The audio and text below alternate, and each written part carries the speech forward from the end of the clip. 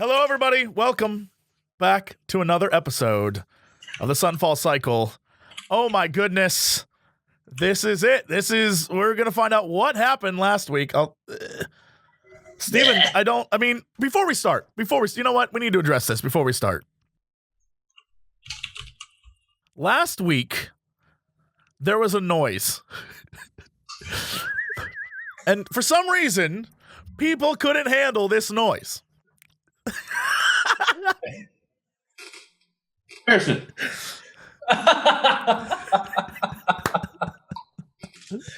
He's so good. He's the goodest of boys. Yes. Well, that, for those wondering, yeah, people were like, what is that snoring noise? What is that? It's a cute doggo, and that's your problem. That's cute doggos that's part of the show. It's part of the mystique of what's happening in the show. I was super tempted to be like, oh yeah, that was last week's joke. it would have been good, but unfortunately, the moment has passed because we were too distracted by good boys. Britt, you're muted. Oh no. Britt is muted intentionally. Her building is testing a fire alarm. That's right. So we're always gonna have a sound. Right now, a fire alarm's going off, and Kara is going to mime all of the abilities. Well, Britt wanted me to explain this. So last night was Taco Tuesday at their house, and she and Sean ate a lot of tacos, and consequently as it would be, there's a lot of hot sauce instead of tacos. Britt's been farting all morning, set off the fire alarm, so she can't talk yet until it clears out. That's unfortunate. That's so sad. Typing it out right now, explaining it. Stop barking. It's okay. I was just Britt will be fine. She'll be okay. She just has to open up the windows. Save her. Britt has become a dog and is now simply barking to communicate. Oh, she's like a warg where she's transmitting through the dog. Yeah. She's warging Barristan's mind. Yeah. And before people judge, by the way, women fart too. Like, I'm so sick and tired of this. Like, it's only men bullshit. Okay, women fart, they poop. And sometimes they do both. And Britt's just doing that right now, and that's fine. At the same time, live on camera. Yes. Women are fast. People need to realize that's right. Britt, I got your back, man. Don't worry about this. These YouTube comments, don't even worry about it. Yeah, we're going to just keep everything under control. Jesus Christ. Welcome to the show, everybody. All right, very serious Dungeons and Dragons. I don't know. While we wait for Britt's awesome fire alarm to leave us and abandon us, Jeff, Bronze, what have you two been up to for the last week or so? Bronze? See any good movies? No. I did see Venom. Was that last week? Jeff's awesome hoodie, by the way, reminded me of that. Yeah. I think, was that last week or the week before? Yeah. Time is blurring, but I think it was last week. It was good. How was it? I liked it. Yeah. Yeah, and as you could tell, I'm sort of like into comic books, and I liked it. I think it suffered from one thing and one thing only, and that's that the first part of the movie is like rushing desperately to get to like one point, and then once it gets to that point, it's great.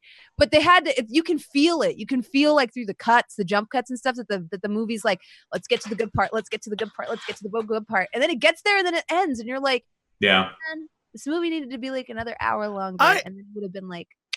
Origin stories are hard. Yeah, that's the hardest part. I think of the entire movie is the conceit and origin of Venom, which is like, why does Venom want to stay, right? And I think they gloss over that. They're like, yeah, okay, it's settled, and I'm like, whoa, time out, what? Yeah, same. It's like they have like this weird friendship or relationship, and you have no context from where that popped up out of. But then I mean, like. Tom Hardy said in an interview that like his favorite 40 minutes of the film were cut out. And after watching it, I'm like, I bet you it was all banter. And that was the best part is the banter between the symbiote and like, Brock. Yeah. And we didn't get enough of that. There's also the plot line of him being the like, I only eat fresh stuff. I only want, which leads to some hilarious, fun little bits. But then later on, it's like, I could go for tater tots. It's like, time out. Wait, we're changing everything now? Like, Fresh- all right, fresh. screw it, whatever. It's for the joke. Yeah. There's a lot of moments in the movie where it felt like the writers had a lot of cool ideas for scenes, but no idea how to connect those cool ideas. And so they were like, screw it. He just ends up there. And it's like, all right. It was fun. It's an incredibly fun movie, but you can see where it could have been way better. Yeah. And so much wasted footage on like stuff that just didn't need to be in there. Yeah. Because I feel like it was originally going to be rated R. Is a big part of the reason why. So the 40 minutes he's talking about is banter, but also dark. It's a lot of murder and Venom being Venom. Do we know why they changed that? Because that would have been a great movie. I don't know for sure, but I could just tell you 99% of the time it like gets to the boardroom and they're like, it'll sell better if it's PG-13 and we need that. Yep. Well, I'll buy the R-rated extra uncut Blu-ray when that finally comes out. Yeah. I feel like that'd be really good too. It's almost like, and it was weird because I was playing Spider-Man, like last month, and I think that they needed to do that with this movie. Like that was the parallel I drew. Is like, what if we, instead of having this origin, it's just like we have that like just like the opening for like Spider-Man for PS4 of just like, I'm Eddie Brock. This happened to me. I've been doing this for a few years. That would kind of been cool. Because then we just get those awesome like Venom moments as opposed to like the movie trying to be like, okay, can we put the symbiote in Eddie Brock? Because until then, this movie is going to be bad. And it just kind of, that's what it feels like. Sure. Yeah. There's some awkward jump cuts. And you can see it where it's just like, here, cut, here. And you're like, who edited that? This is terrible. Also, I have a question. Since you just saw this recently, I've been thinking about this, but I just don't want to pay to see the movie again. At the beginning, do they pull 3 symbiotes from the crash site, but there's only 2 that show up later in the movie? Well, one dies. Yeah, one They dies. explained that in the experiment. I mean, it took 2. They explained for 2 seconds, but one dies in experiments, basically. And then one dies later. Yeah. And then one is like spoilers, and one is Venom. And all right, so in the movie, I was just like, wait, hold on. Just Why are talked there about only like 2 5 now? seconds. I was like, this doesn't make any sense. It was like a very bizarre. I was like, hold on. I was waiting for the other one to show up. I was like, oh my God, of course, there's gonna be like a twist. Nope. Yeah. I was like, oh, all right. Yeah, no.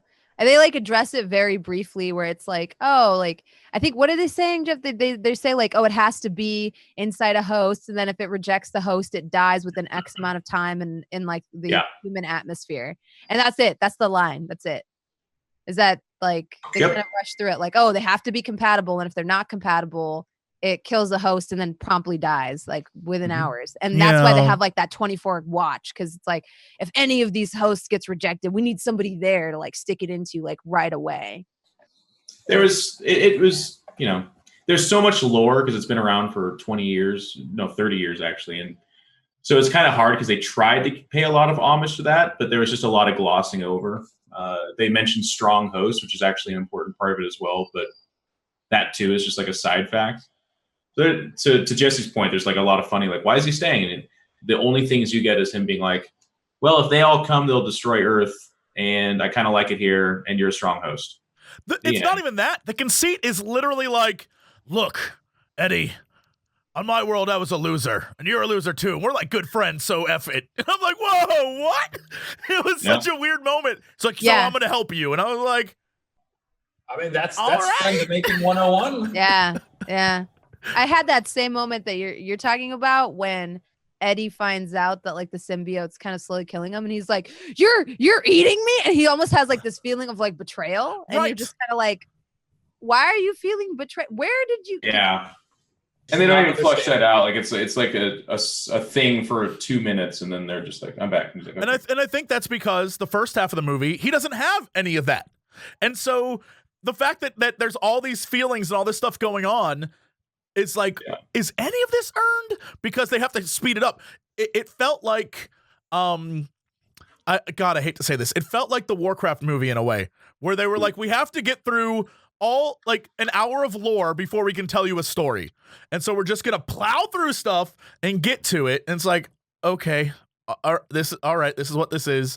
And I think you're totally right. If they would have just start with like, hey, I've had this thing in me for a while. And maybe done like some dream flashbacks or whatever, and then just told a story, That would have been a dope movie. Yeah. The end. The end. But I still liked it. Weird. Yeah, it's not like a bad movie. It's fun. Yeah. And There's a lot of potential there for like They make you greatness. cheer for Venom and Brock, which is Yes. awesome. Yes, 100%. 100%. Yeah. The fantastic thing about it is it's got like a 27% on Rotten Tomatoes or something like that. Does it actually? It was at Yeah. a 60. Damn. Was it? I thought it was rated terribly, but like my all the entire fan Twitter feed reviews. was, like people loving it. They're just like, Yeah. this was awesome. I love it. Here's my fan art of Eddie and Venom sitting at home on the couch, and Oh my Eddie God. brings him popcorn. Wait, Venom brings Eddie popcorn, and I'm just like, this is amazing. 30%, yeah. 30%. That's amazing. 88 fans, though, by the way. The audience score is 88%. That makes a lot of sense to me. It does make a lot of sense, yeah. It is just fun. I don't think anyone comes out and says that's a really good movie. Like Right, everything right. Ron said's correct. But I came out of it. I'm a mega Venom fan. Yeah. And I was happy. Unlike, not that we need to talk too much about this, we'll take up too much time, but the Predator movie, I was like, I liked the Predator, the first one, not even the CGI one, but the whole movie is shit. Whereas Venom was fun. Mhm. Yeah. Yeah. The new Predator movie was I love it's not Predator. good. It's So- not good. It's not a good movie. Why do they have such a hard time with these movies, with the Aliens and the Predator movies? Both of them. They just have a really hard time with it. Oh my God. And then when you combine the two, it gets even worse somehow. Yep. You can imagine that. It's just, squaring up the badness. Terrible. I'm like kind of afraid to go see the new Halloween. I haven't done it yet, so you know, I hear it's but- very good, actually. Oh God, I So- hope so. Topping the box office. Yeah. Okay, good. I Apparent- need it to be because I love Jamie Lee Curtis. She's my hero. And I just really- Apparently, it takes place. Oh, Halloween, you mean? Yeah. Apparently, it is I saw it. after. Canonically, it's after the second movie. I think It's so. supposed to be. It's 40 years later. Yeah, but like all the other movies do not exist in this timeline. Apparently, I believe so, yeah. so they like cut out all the crap basically, which is cool. I like that. Yeah, in the movie they mentioned that he only killed 5 people. And I was like, wow. That is different. There's a bunch of movies where he kills 50 people. So we are cutting back. But no, it was really good. It was very retro, which was kind of fun. It had the original music score. It paid a lot of homage, but it had like modern scenes in it as well, like single cut, 2 different house murderings type of thing. Like it was kind of cool that way. And they did him right. They did the walking juggernaut, unstoppable thing really well. It's the same kind of thing that you have a problem with every horror movie, which you just have to suspend that disbelief and have a good time. But like Jamie Lee Curtis has been preparing her whole life for this engagement, and then there's just like a bunch of like, would you lean up against the glass door with him outside? Would you do that if you were training your whole life to fight Michael Myers? But it was good, and it was actually kind of funny too. There's some funny, but I will say this, and this. I'll say it really quick, but it takes a lot of explanation for a blonde-haired, blue-eyed white guy. But seeing this movie in Oakland is so fucking funny.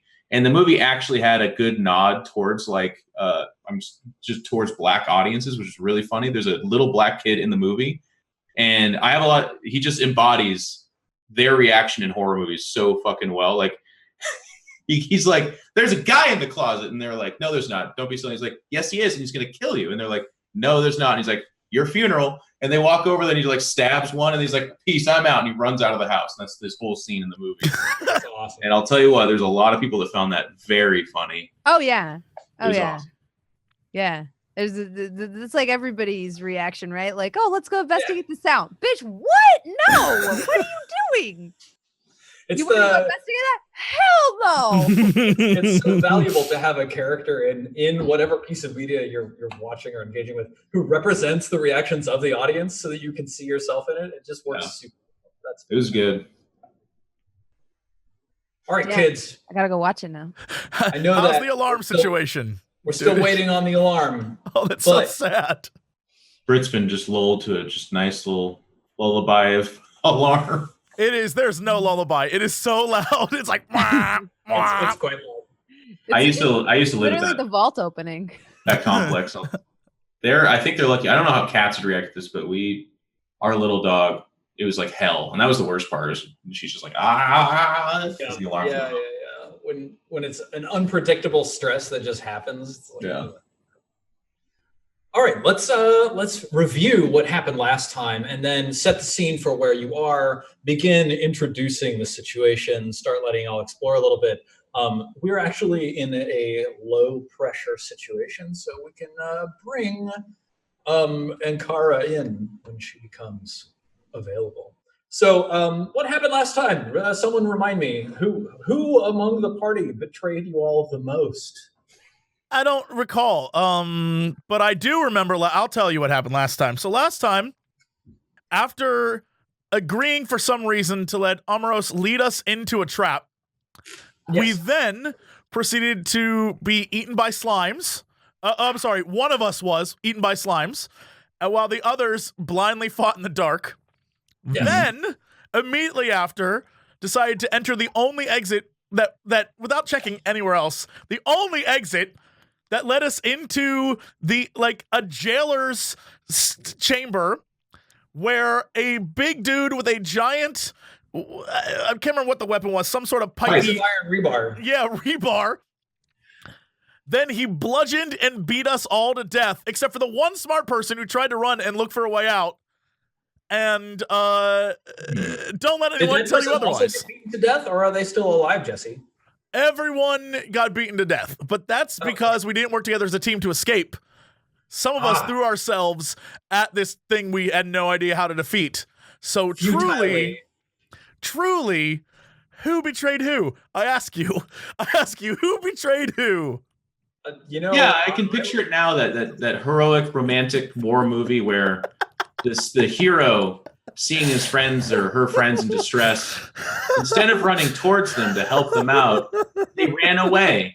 And then in the end, still ended up dying only one at a time as opposed to a group. I remember that movie that was made. No. It was called Not Saving Private Ryan. Is it called Never Been... No, I think that's Never Been Done. That's a great name of a movie. Mm-hmm. Yeah. Never Been Done, the movie. Yeah.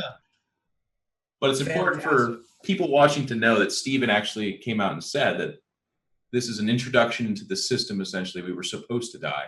Right. So I'll forgive you. I don't know if you were supposed to die here, but you're definitely supposed to die. And I'm glad that you died where you did. So, everything works out in the end. So at the end of last session, Jesse.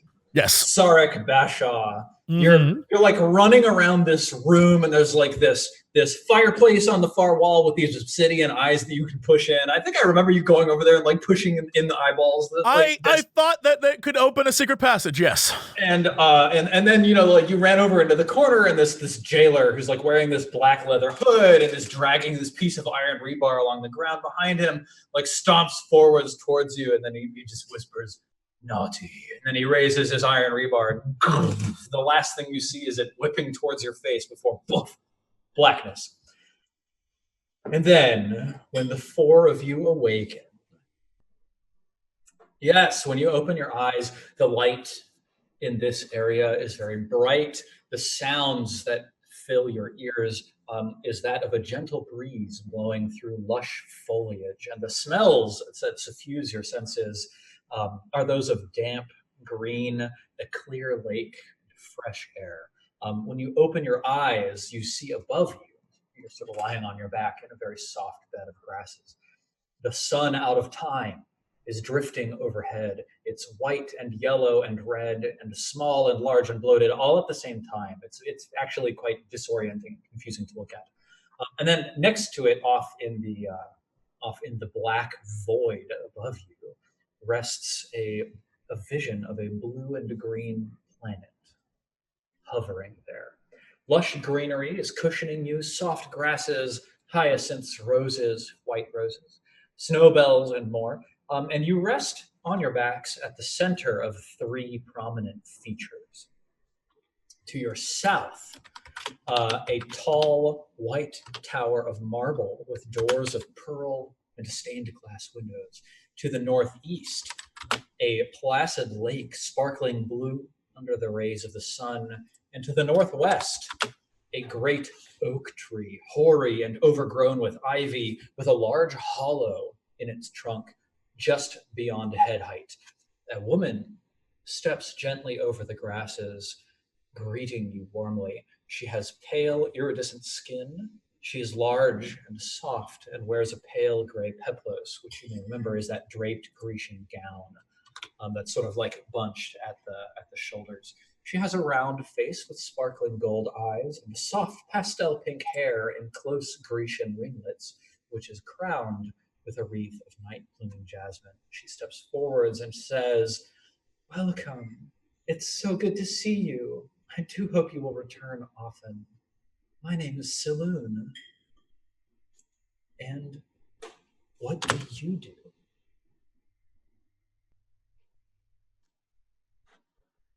Can I see if I know who Saloon is? Like, have I heard this name before?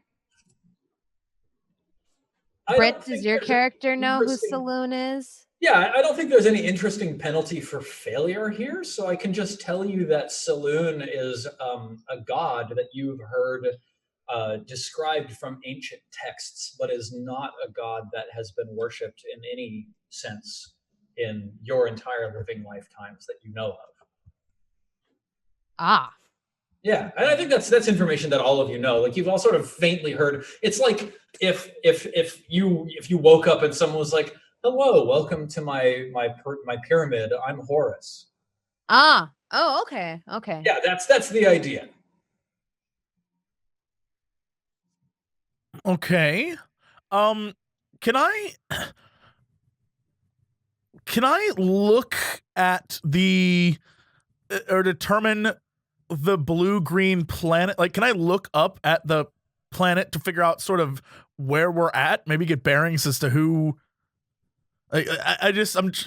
Sark is just trying to figure out what the hell's going on and not focused on this woman who just appeared before them. Yeah, I mean, like, you're looking around. There's this, lush garden that rolls away. You seem to be sort of sitting in a basin of sorts, like, far away to your left and right, hills rise, and you can't see beyond the hills of this basin. And then you're looking up, you said, sort of at this sphere hanging. Yeah, I mean, how big is it? Is it close to us, or is it sort of the distance of us to the moon, or what does it look like? I imagine, Sarek, that you might pull a gold coin out of your pouch and hold it up adjacent to the planet. Okay. And at arm's length, holding this gold coin, the planet and the coin are the same size. Okay. Incidentally, as you do that, the gold coin is glowing softly and warmly in your hand. Sarah tosses it and makes it ping on some. No, is there? As I look at the gold coin, Sarek checks all of his other possessions. Do we have everything that we had on us before? Absolutely. In fact, Sarek, you feel fully rested. Steven, actually, to clarify, and I want to take a little bit of creative license here. Sarek also checks to see if he still has balls. Does he still have his 2 testicles and balls, or are those gone as well? Yeah, no, they're there. You can check if you they want. are They're there? there. They're there. You can Are they verify. there, Jesse, are you sure they're there? If you want, you can verify. If you want, we can go behind that big hollow tree. We can verify this. I thought we did verify last episode, but okay. Yeah. No, we verified that you were brainless last episode. It's what we verified. We knew that. Let me answer you this way. They're as present as they ever have been. How dare you? How dare you?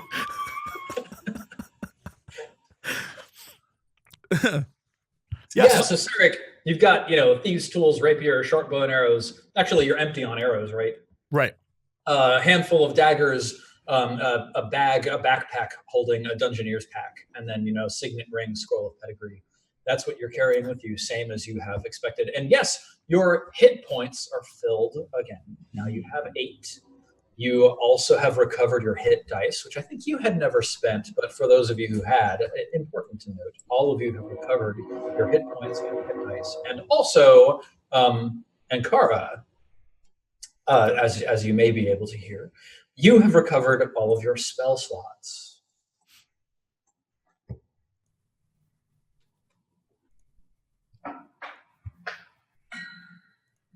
Saloon stands, grinning beatifically. Well, don't all speak at once.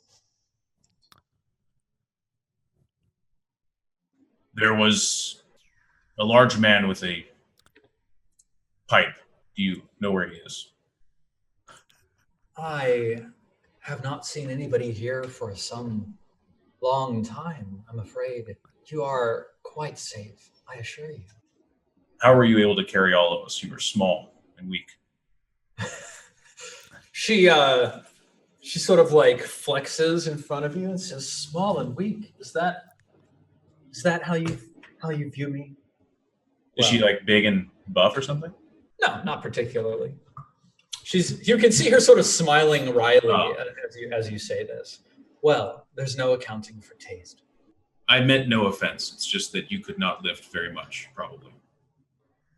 You are probably very correct, Armoros. Tell me, She knows your name.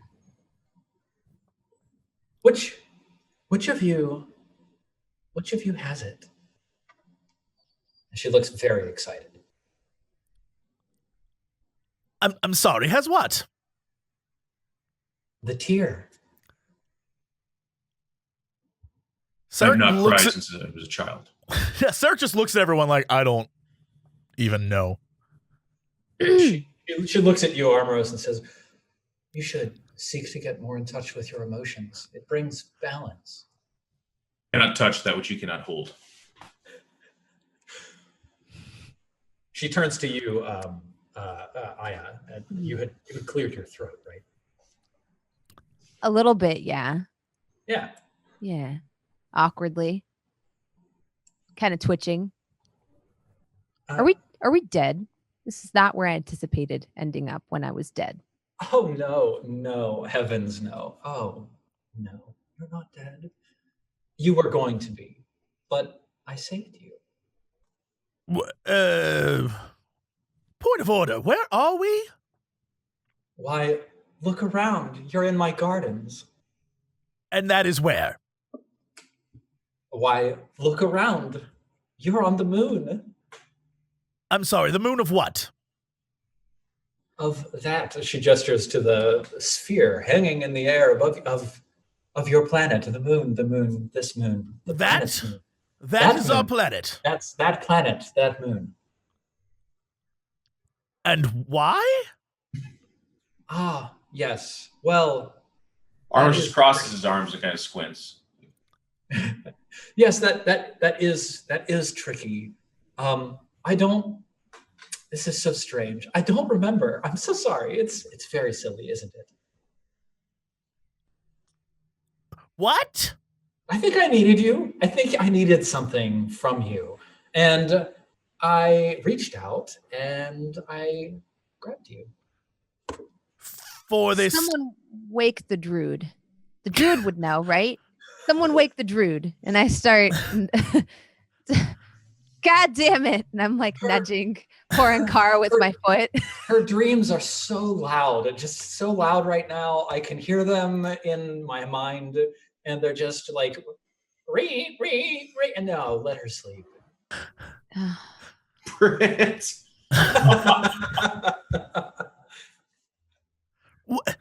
What is this tear you refer to? It is mine. One of you had it. One of you touched it. Which one of you has it? Can you describe? It would have to be the thing, the gold statue, right? Wait, no, wait, both of you touched that. Wait, that can't be. Oh my God! The sun. Sarek turns and looks back at Amoros and is like, the blue thing. Oh yeah, that's Like, probably he's it. staring off at the planet, and he kind of looks back, and he's like, "She said teardrop." Yes, my tears. Right. Tears are liquid. Come from the eyes. Oh my God! It would have been small, approximately the size of your fist. That small. My fists are not small, but I understand your It would meaning. have been truly large and impressive, really approximately the size of your fist, that large and impressive. I think I know what you're talking about. A faint blue. He pulls out the orb thing. Oh, do you have it? Yeah. Now, the last thing I remember, Armoros, Kept trying to use it as a light source. as a point of order, you did drop it on the ground next to the door. Did he? You totally I think did. I asked you if it could be a light source. Yes. And the answer was no. And then you, Yeah, and then you dropped it because you didn't think it was useful. If you guys say so. I don't know. How about Armoros? Give me a wisdom saving throw. On a 10 plus, you He's remember to not pick it. wise. He's not wise. That's okay. Oh, no. No. Yeah, she shakes her head and says, it was you. You touched it. Armoros, my tear. But you didn't bring it with you. You didn't bring it to me. How could you? Apparently I could not. She turns her back and crosses her arms. Perhaps we could retrieve it for you. Yes, she turns around. Yes, that is what you must do. You must go. You must go get it. Go and get it and retrieve it for me. And what do we get for retrieving said trinket? Well, my tears, they contain a measure of power within them. If you return them to me, I will take that power and vest it within you. How do we return to you? Oh, well, I suppose if you die, then the spell that I used to bring you here will bring you back here. So there is that. So if I have this teardrop on me and I die, I'll return to you.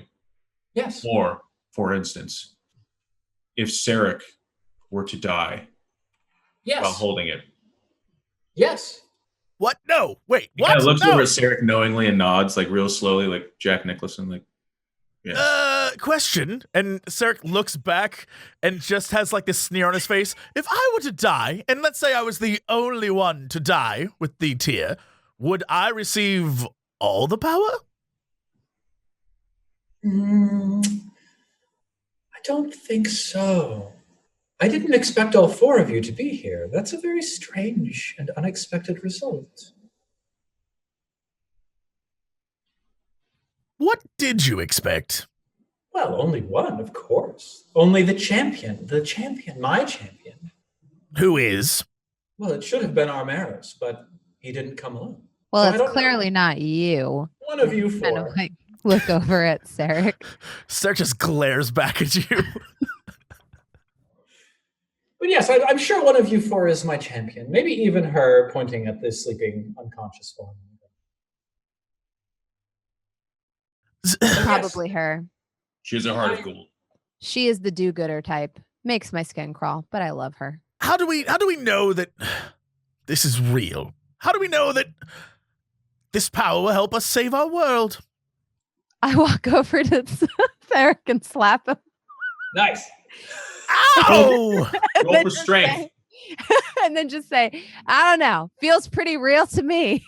My hand stings. That feels real. Yeah, awesome. Yeah, Saloon laughs, and her laughter is like musical. It's like bells ringing from distant hilltops rolling over the grasses.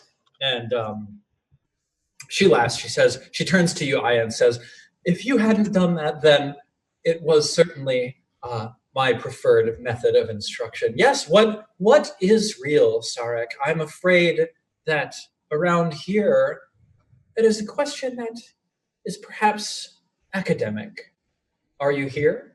Are you experiencing? Do you feel? Do you interpret? All right. Slow down.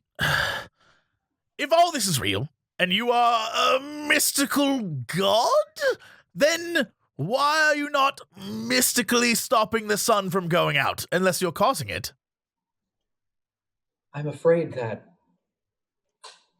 my own powers are dramatically limited, especially where the near future and beyond are concerned. I don't understand it. I think it's part of the reason I can't remember why I reached for you. But I know that it's important.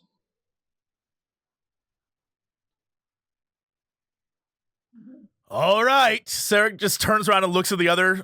Just is like, Well, I mean, why would the goddess of the moon be concerned in matters of the sun, right? She sort of shrugs and then, like, turns and gestures at the heavens and says, "Is not the moon merely a reflection of the sun's great warmth? The sun and I, we are twins, reflecting each other's light, reflecting each other's motions within the heavens. Why would I be disinterested?" Oh, yeah, no, that's what I meant. I just don't see why you would, be responsible for, putting out the sun. Especially because, no offense, but like Ankara, you also seem like the hunky-dory goody two-shoes type. Kind of almost talking to himself, Armros, again, arms crossed, staring back at the planet, said, "Our city had a pair of twins like that. One, strong, capable, everyone loved him. The other one, small, diminutive, almost like a small dog. Terrible. I feel for you. I'm sorry that in this twinship, you are that." I thank you for your sympathies, Armoros.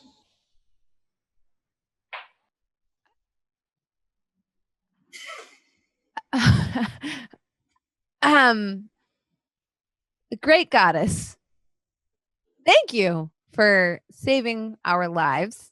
yes, thank you. What you lack in physical prowess, you make up for in wisdom and magical proficiency. And for this, I Yes. have infinite respect. Both of Also- those. You're easy on the eyes, which is doesn't hurt. My eyes are very eased.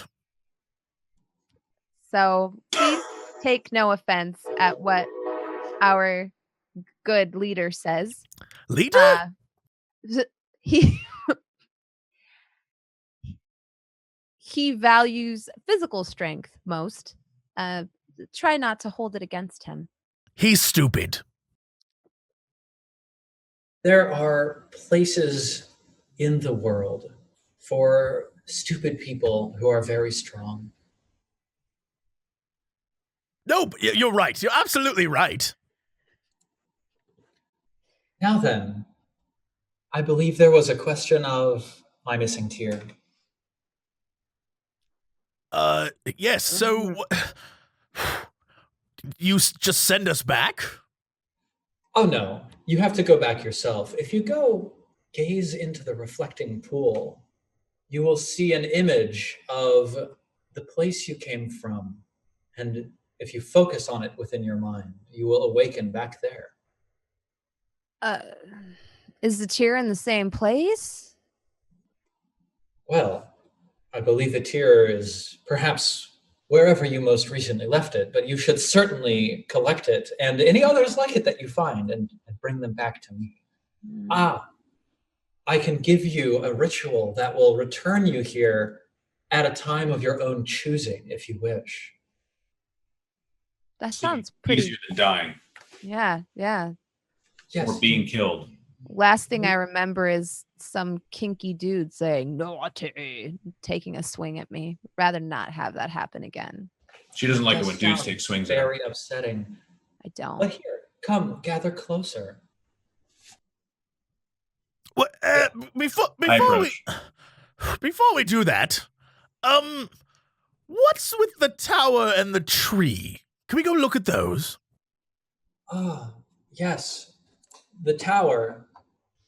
I'm afraid the Tower of the Moon has been barred of everyone for a very long time now. I myself have forgotten how to enter.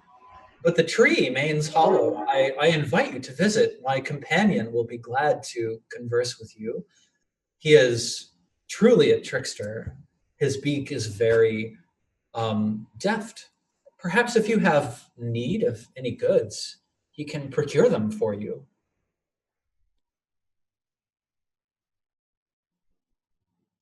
Okay. Sark just wanders off. Can I go? Yeah, can I go look and find this person? Are you just walking over towards the oak tree? Yeah. I follow. Oh, as she goes, I follow her. Yeah, awesome. The the three of you wander over to this massive and ancient oak tree. It's thoroughly gnarled with a very large hollow, like a hole in the trunk, Well, hang sitting on. just above your head height. As we go, I turn back and I go pick up Ankara and carry her over there too. And you're carrying Ankara with you. Yeah. Okay. She's snoring. And that, chat, is what the snoring sound is. Yeah. Ta-da! We got plans within plans, chat. Yeah. As you approach, who's leading the way? Is it Sarek? Yeah. Yeah, you approach the hollow and like, what do you do as you walk up to this tree? Just sort of slow down and try to look inside the hollow and just be like, hello? Yeah, you like try to pull yourself up to look inside, and then like this massive bird head pops out of the hollow. And it's like that thing where in video games where it's like slow-mo and the screen is all blurry and the bird is like, Right. yeah. Zerk falls right on his butt and is like, okay. Yeah. It's a massive silver white crow that lifts its head out of the hollow and opens its scintillating moonstone eye to stare down at you. And then it says, "You give shinies? Shinies for Maine?" Yes. Give shinies. Give them. For what? What you want? Cool stuff. Cool stuff. Cool stuff. Powerful Give things. shinies. Powerful thing. Give shiny. Yeah. Really Yes. powerful things. Really powerful. Well, Things hold that on. help us procure more shinies. Yes, more shiny. Powers from the void. Powers upon which to call the elder gods power forth upon our enemies. Oh, slow down. Oh Tomes my of dark God. knowledge. Hold on. Forbidden knowledge. No, stop. Hold on. We just want things that will help us get more shinies for you. That's all. Doesn't need to be old gods. That's what Yeah, I said. Things that'll Main- help us get more shinies. Maine looks at you, Sarek, and says, "Hush!" And then he looks back at you, Aya, and says, "Give shiny." And clacks his jaw. I reach into my bag and withdraw like 5 coins, one balanced between like each finger. So I guess Yeah. 4 coins. Yeah. And I flutter them. Nice. Yeah, Maine's moonstone eye sparkles and scintillates, and like changes its colors to reflect the shining golden glow of the gold that you're holding. You also notice that your gold coins are actually giving off a soft golden light. Yeah.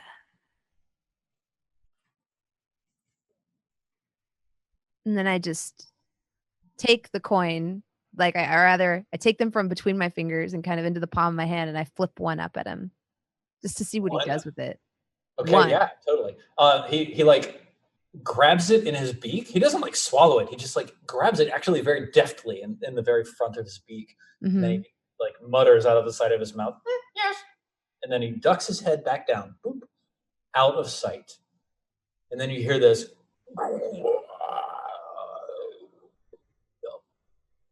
Then he pops back up and he tosses something down at you. It's in a small leather bag.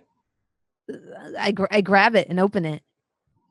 Inside, you find a pair of bone dice, each with a skull symbol on the side that would normally show 6 pips. Games of chance. I Maine, like these. Maine opens his mouth just like that, and then you hear like a very human laugh echoing out. And then it closes his mouth. Eldritch power. Chinese for Maine. I tossed him my whole purse. Before we go too much further, I should show you what you are able to purchase here from Maine. So I'll just click the Show to Players button here. So here's a list of all the things that Maine can sell you. He has items in the categories of adventurers packs, such as the ones you're currently using, alchemicals, like a moon shard of healing or unstable acid, ammunition to replenish your fired ammunition, food and drink, and light. Oh. Light would probably be useful.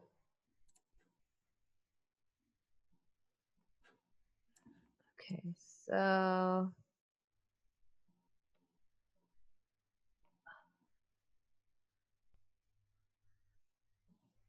I'll let other people shop too. I don't want to take up all the Armros. Do you want things? Yeah, I'm looking. Sarek approaches and is like, I don't need magical dice, but if you have any arrows, and he sort of points to his missing arrows. Yeah. Maine nods and bobs and then says, one, give one. He like flips it up to the bird.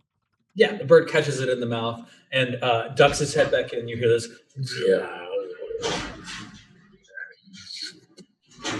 Then he pops back up and tosses down a quiver of arrows.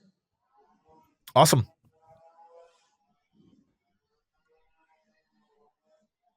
I think I'm going to buy a Dungeoneers pack. That would, not to game it too much, but would that include light in there? So let's see exactly what's contained in those equipment packs is on this one. Show to players. Dungeoneers pack does include torches. Nice. Yeah. So yeah, for 2 uses, you can spend 15 gold pieces and then pull out any 2 of those items. Yeah, I'll do that. Awesome. Give him 15 gold pieces. Yeah. Grabs the gold pieces, ducks down. You hear that same strange sound, and then he pops back out. And there's like this well-packed collection of goods, like Dungeoneers goods. It's sort of a lumpy pack, like wrapped in hide. Sorry, Steven. I already have that. Never mind. I'm not buying that. Oh, yeah? Okay. Then never mind. Yeah, sorry. Yeah, cool. Yep, you do indeed already have it. Yeah. Do any of you others find anything particularly interesting here? Can't help but feel like the alchemicals are super useful. Sorry, I've been playing a lot of Pathfinder. Do you need like a used magical item to use it, or can anyone toss it and it's just a dexterity check? Yep, anybody can toss them. Throwing the like acids are basically throwing like just making a basic ranged attack. Mm-hmm. Like throwing alchemist fire or acid or holy water. The moon shard of healing is just something that you crush against yourself, so there's no attack or anything. Anybody can use.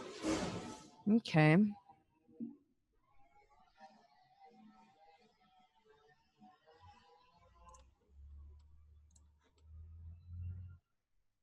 I look over at Sarek and smile and say, "Can I borrow 1 gold? Just one. What happened to all yours? I have them, but I need one. Just one." Sarek reaches into his pouch and pulls out one and gives it a look, and then gives Aya a look. I promise I'll be nice to you for the rest of today. And tomorrow. What is a day here? Half of tomorrow. Till tomorrow night. Till tomorrow evening. How do you define evening? And I won't tell Ankara that sometimes you sniff her hair. I feel like she knows, but you can have it. And he just hands you one. I feel like she knows. And with that, I have just enough to buy a holy water. Nice. Okay. Yeah. Main grabs gold from you, and then dips back down. You hear that strange ripping, tearing sound, and then he pops up with a single small vial with like a golden loop of thread coming off of the tip of it, and then he tosses it down in your direction. It's very easy to grab. Yeah. I catch it, very pleased with myself, and put it Nice. in my pocket. Awesome. Any of you others see anything particular that catches your fancy? Go ahead and make sure that you're updating your spent gold pieces, by the way. Mm-hmm. Armoros holds on to his. Okay. All right. So I think let's go to a quick break. We can take 5 minutes. We can look at this list offline a little bit, make sure that we've got everything that we want, figure out how we want to roll with our invalid druid who is tagging along. And then we'll return shortly and have everything sorted. So, Jesse, take us away. Hello, everybody. Welcome back. Let's do this thing. We have a good special announcement. Breaking news. What? Whose voice is that? Hello? It's mine. Hello? Is that an The angel? alarms, the alarms are over. My nightmares have ended. I'm ready, Welcome. ready to wake up.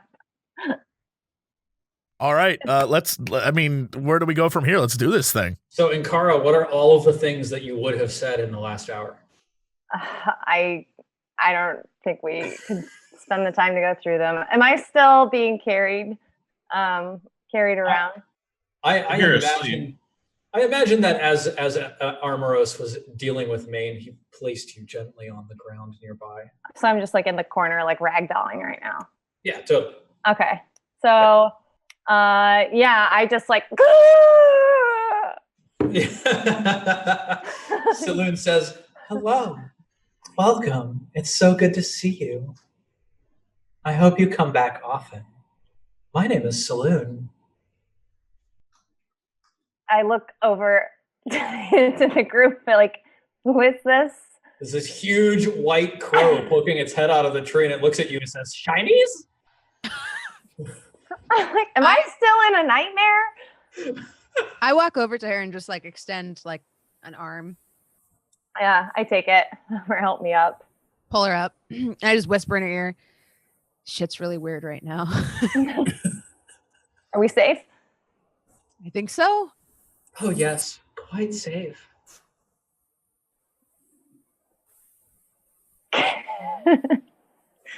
What is this and what is that referring to? Saloon and the bird. I'm going to give my abridged version of it. Yeah. All right. So get this. Basically, I guess we're on the moon, and this fine thing right here is apparently the goddess of the moon. And she brought us here. She doesn't remember why. She's kind of loopy like that. But she felt the need to bring us here. Apparently, we're supposed to bring that big blob that Armoros touched with us, but he didn't bring it. He's Armoros. It seemed dumb to him, so he threw it on the ground. Apparently, we needed that. But if we bring it back, then we get a bunch of power from the lady here. Also, this is a crow. You give him gold, and he gives you cool stuff, I think. Yeah, something like that. He likes shinies. It's pretty self-explanatory. All right. So we're on the moon. This lady needs the thing that Armoros dropped, and this bird gives us stuff if we throw gold at it. Yeah. Also, apparently, like, this is the goddess of the moon, and you're like into that stuff, right? You're like one of those, like, don't you? You're like all about that life, aren't you, little forest girl? I like pat her on the head. Steven, do I know about Saloon as like a wood elf? Because we're saying it's like an ancient god that no one really worships anymore. Do I have any, like, do I revere her at all, or do I care? I'm looking at your character sheet. Yeah, I'm interested, but you're trained in neither nature nor religion. So I think like the others, it's kind of like if someone said, "Yeah, this is Athena." Yeah. You like, yeah, okay, Athena was a person who was worshipped forever ago. Yeah. I guess, yeah, that I'm just like curious about it because I've never been to the moon before. I've always wanted to go, so this is great. And I just like do some made up like bow to the moon goddess. Are you making it up like on the spot right then, right there? Yeah, I'm just like, Awesome. She does it back to you. oh, okay, all right, great. I'm gonna get some stuff from the crow, I guess, real quick. Did anyone get a Dungeoneers pack? Yeah. So Armoros has a Dungeoneering. Oh, he does. Okay. Dungeoneers pack. Do we need anything? And then also, while we were off the air, I encouraged Bronze Girl to read the additional notes on the unstable holy water. Unstable alchemicals only retain their power until the next visit to the Gardens of the Moon, when they decay into useless black sludge. So basically only buy one if you know you're going to use it. I also have a Dungeoneers kit as well. So is there any I think kit we're that good. we do need, you guys, that we want, that we don't have? I have the Explorer's pack. How are we doing on food? Oh. We didn't actually stop to eat anything, and we actually took cheese. So I feel like No, we doing. stopped. Oh no, we stopped. Oh, you're right. Yeah. Yeah, we used some of Ankara's rations, so I was curious how much she had left. Yeah, I should get some more. I think I only have like one.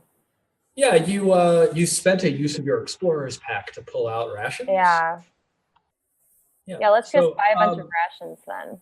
Also, be aware of how much encumbrance you can carry, because right now, Ankara, you don't have full. 3 slots. Yeah. But you could, for example, decide to dump your common clothes and put rations in that slot instead. Yeah, that sounds good.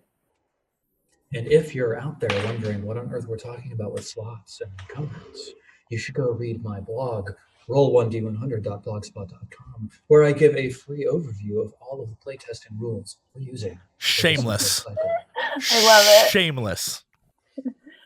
All right, so rations, 1 slot's worth. Okay, so I'll just spend 2 gold to get a slot's worth of rations. Awesome. So yeah, I think like when it says rations, it's kind of whatever you imagine. So when you pull it out later, you can tell us what it was that you bought. So Maine takes your 2 gold pieces and ducks away with it, and then produces a small wrapped package of foodstuffs, tosses it at your feet, and says, "Thank you. Very nice." Thank you. Very nice. he like smiles and his eyes sparkle, and he like clacks his beak and chirps.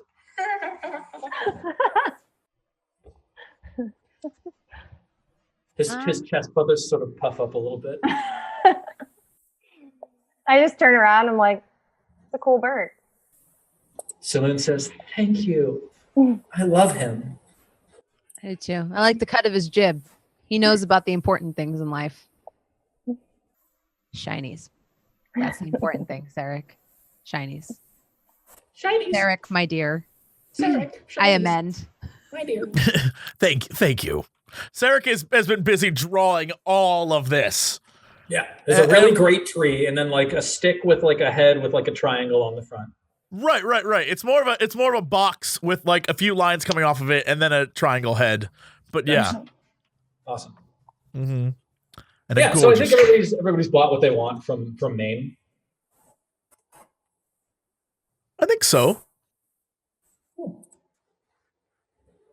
Yeah, Sarek turns back around to Saloon and is like, "Okay, so about this summoning, how do we get back to you?" Yes, of course. Listen, before you go, I want to tell you all of the benefits I can offer you for visiting the Gardens of the Moon. Aren't they lovely? I sense power within you. The tears that I will cry, or have cried, or am crying. Anyway, the tears. If you give them to me, I can invest their power into you to grant you the advancement you seek. In addition, I have knowledge that transcends space and time. If you bring me items that you find, I can touch them briefly in order to tell you what they are called and a brief bit of information about them, as well as any magical effects they might have. My pet Maine, who you've already spoken to, may be of some service. He can be a bit cranky if you wake him, but he's so clever. I'm sure he can procure many interesting goods if you have need of them. I can send you back, but first you will need something. Gather closer. Gather close to me, my children. As I walk forward, I say, "Let me guess." So, and I lean over to Sarah and I'm like, "Probably gonna need a goat, a ritual knife, probably a tarp because this place is nice. We don't want to get the blood everywhere. Trust me, I've done this before. Human sacrifice is preferred, but I don't know if there's any goats in this garden. She laughs and says, it's a good thing only 2 of you are human. And then she reaches up into the sky and she grabs the sun and she pulls at the edge of it. And away with her fingers come 4 sharp, long needles of sunfire. And she turns to the 4 of you and says, now hold out your hands.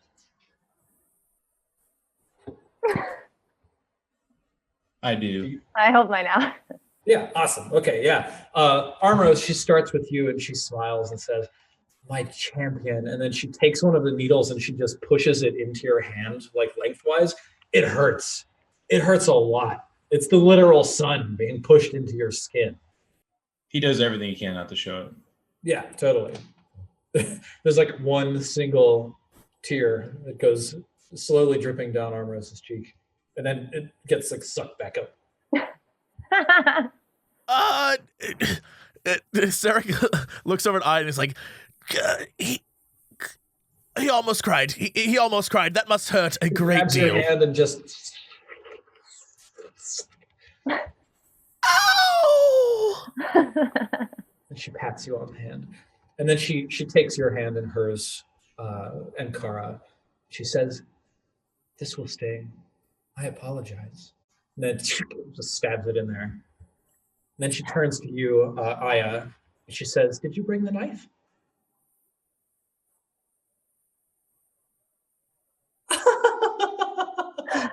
Here, just stabs. Mother of, oh my God, that's smart. Holy, I would rather sacrifice goats. What is wrong with you? Just Sarek is in the background squealing. Running back and forth. Next time, just let me die. Oh my God. And Kara is in immense pain, but she's also immensely just entranced by what just happened and the fact that the sun is inside of her. So she's just staring at her arm. Yeah, there's like a glowing symbol on her hand that's like radiating out from the center. Yeah, so, Saloon lets all of your emotions subside a little bit. And then she says, if I'm not mistaken, in your time, there is a somewhat popular cult. It has forgotten or has not yet discovered or is currently discovering its most crucial rituals. But I have given you this magic.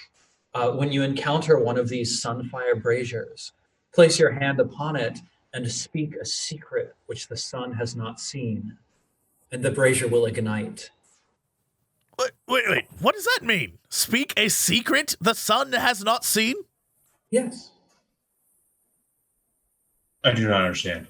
Events which have occurred under cover of darkness, secrets, things not witnessed by the sun. So You'll figure it out. kind of like that time Aya tried to have a threesome, but She puts her hand over your mouth and says, no, my good Armoros. You will need those secrets to return. Keep them. If you tell them, they will not be secrets anymore. Okay. You really don't want to let that go, do you, huh?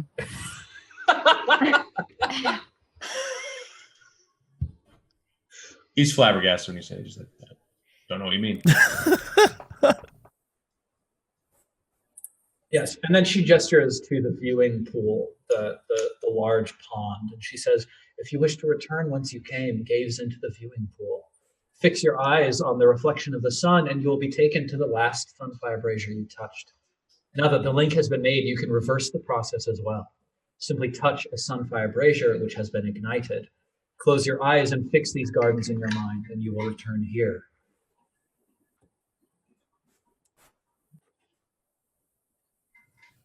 Okay. Like Sarek turns and just starts walking towards the lake, muttering to himself, just like, this is the stupidest. I have no idea what we're doing here. I follow behind him. And Kara, if you kiss my boo-boo, will it feel better?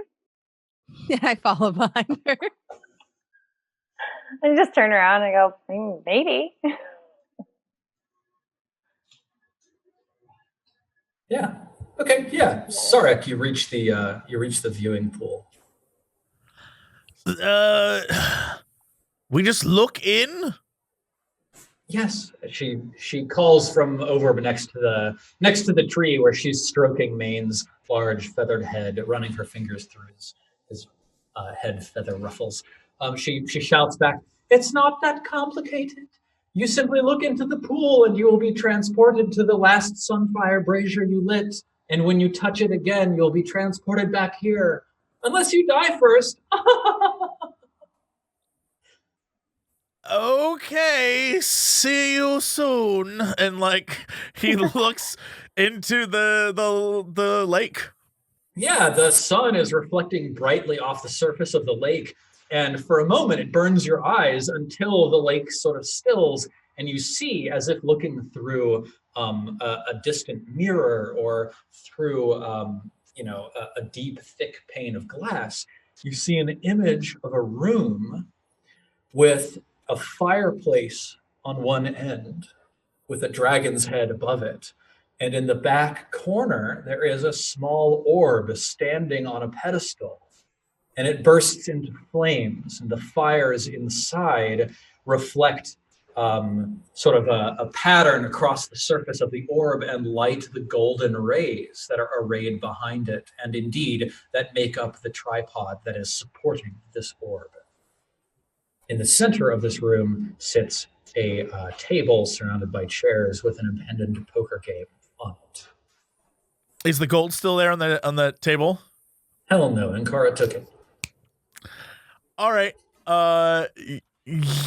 Do I step through? Is that how You're already there, Sarek? You look around and there you are. Is anyone else here with me? Do the rest of you follow? Yeah. Yeah. Yeah, I think it was Ankara, then me, then Armoros. Sure. Okay.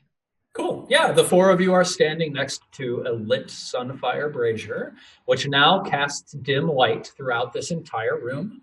At the far end of the room, far in front of you, you see this large fireplace with a dragon head on top of it, two obsidian eyes, which the four of you have discovered can now be pushed in. Immediately to your left, there is a spiral staircase that leads downwards, and you hear echoing up the staircase, "Yes, we have ways of dealing like you, don't we? You little snot, we're going to take care of you." In the middle of the room, on the left-hand wall, there is also a staircase leading down. The four of you remember that as being the staircase from the portcullis area, where you fought the guard and the blood ooze that poured down from the ceiling.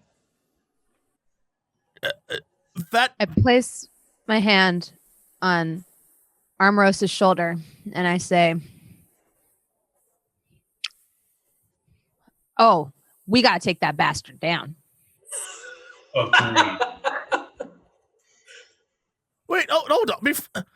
Can I? Oh, yeah. Can I see the glow in my hand still? No, but each of you has a scar on your hand that is a quartered circle with rays at 10 positions around the sides. But out of all the people who have entered this castle, why us? Why this? Doesn't matter. Naughty my ass. We're gonna go spank that son of a. But shouldn't this be Armoros. upright? I start pushing up my sleeves.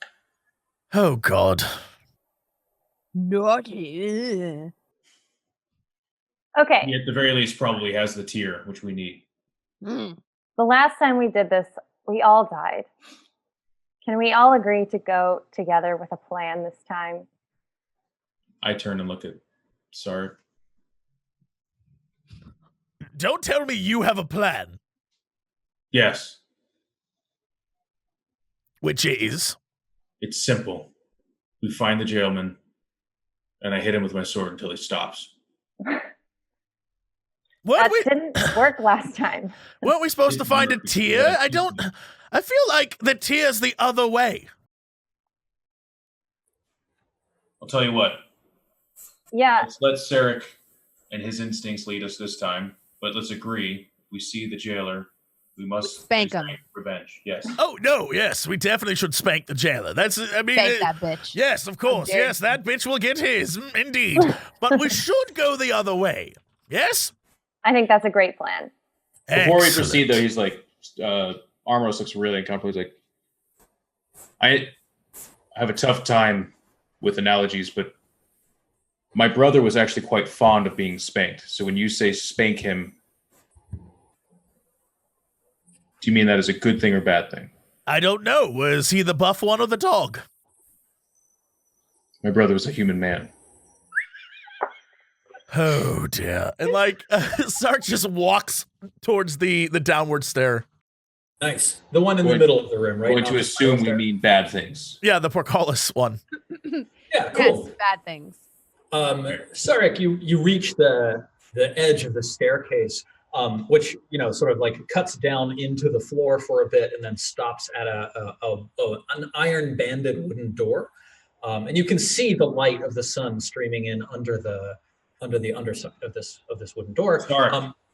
In front of the door, there is a guard facing the other way, holding a spear in two hands. Sarek, let me lead. Sarek completely ignores the comment. I stabbed this guard in the back. You're going to approach him. Yeah, Are you trying to not be noticed? I am trying not to be noticed. Please roll a stealth check. I will do so. Where? Oh my goodness. I have a minimized thing, so I'm trying to find it on here. Boop.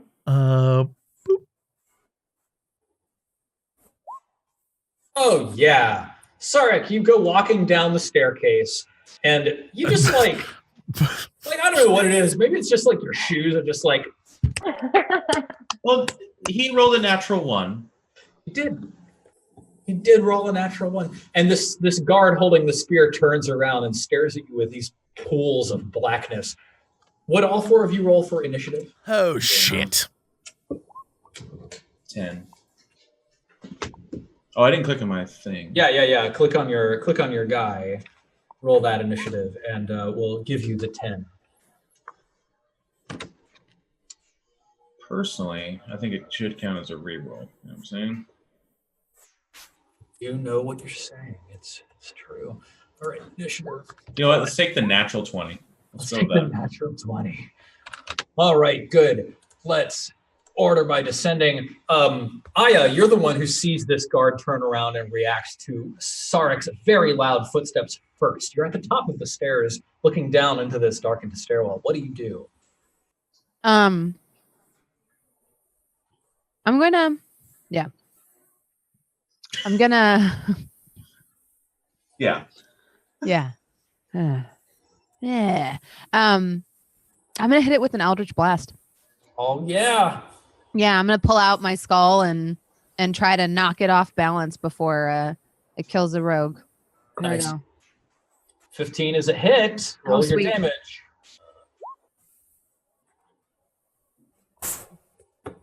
That's good, right? Yeah. I got a Listen, crit. I'm not seeing your Oh, not again. oh no. I'm not seeing your damage result on screen. What? I see it. It says 13. I see it on the stream. You had 13 points of damage. So this guy's head just vaporizes under the withering blast of your Eldritch Blast. And he dies. Well, all He, right. Good work, turned- team. Armros turns, looks at Aya, and is like, eyes wide open. Like, wow, impressive. I'm pissed. We're gonna kill that fucking jailer. And then I go over, and I'll do a strength check if needed, but I put my hand on Sarek's shoulder. Yeah. And like a very upset father, pull him back behind me. Yeah. You resist, Sarek? No, Sarek is just like impressed that a man's head got exploded in front of him. He probably has goop on his face, and he's just like, He's wiping okay. the mist off. Yeah. Yeah. You can tell me where to go, but I have the shield. let me lead. Yes, no, good advice. Good advice. We also remembered in the middle of or in between sessions that Jeff's armor is actually higher than it was because he has he's taken the defensive fighting style, which means he gets +1 to armor whenever he's wearing armor. So even better. It's a 19.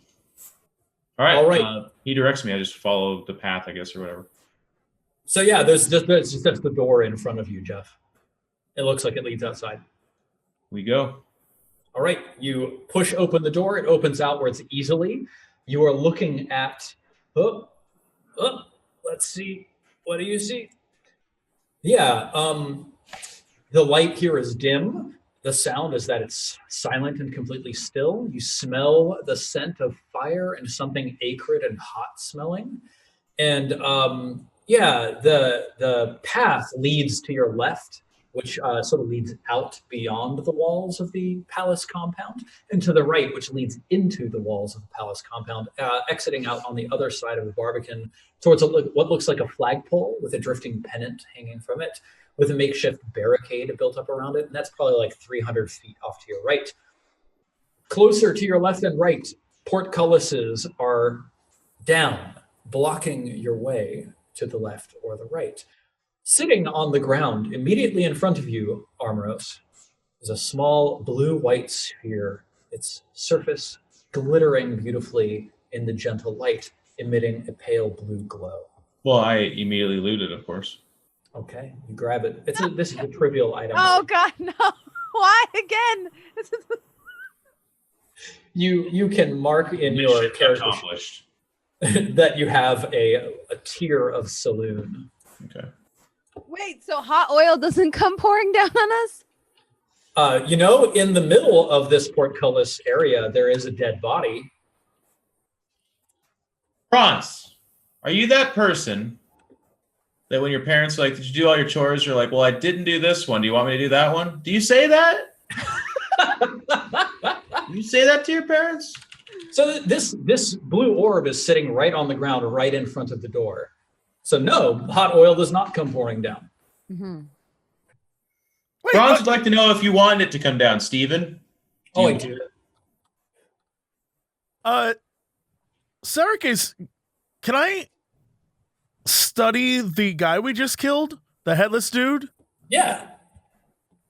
Is it the same guy that we killed before? Give me an intelligence saving throw. Well, actually, hang on. Let me see if you have maybe any relevant skills. Can I investigate? Yeah, give me an investigation roll. Yeah. 13, huh? You don't know. And especially given that his head is gone, he has no defining features for you to look at. He looks kind of the same middling build as the person that you killed before. If you were to encounter him again, you feel confident now that you've investigated him this time that you would be able to sort of identify him even without his face the next time around. So, yeah. We need to head to one of those fire things, and we should be able to return this to the moon lady, right?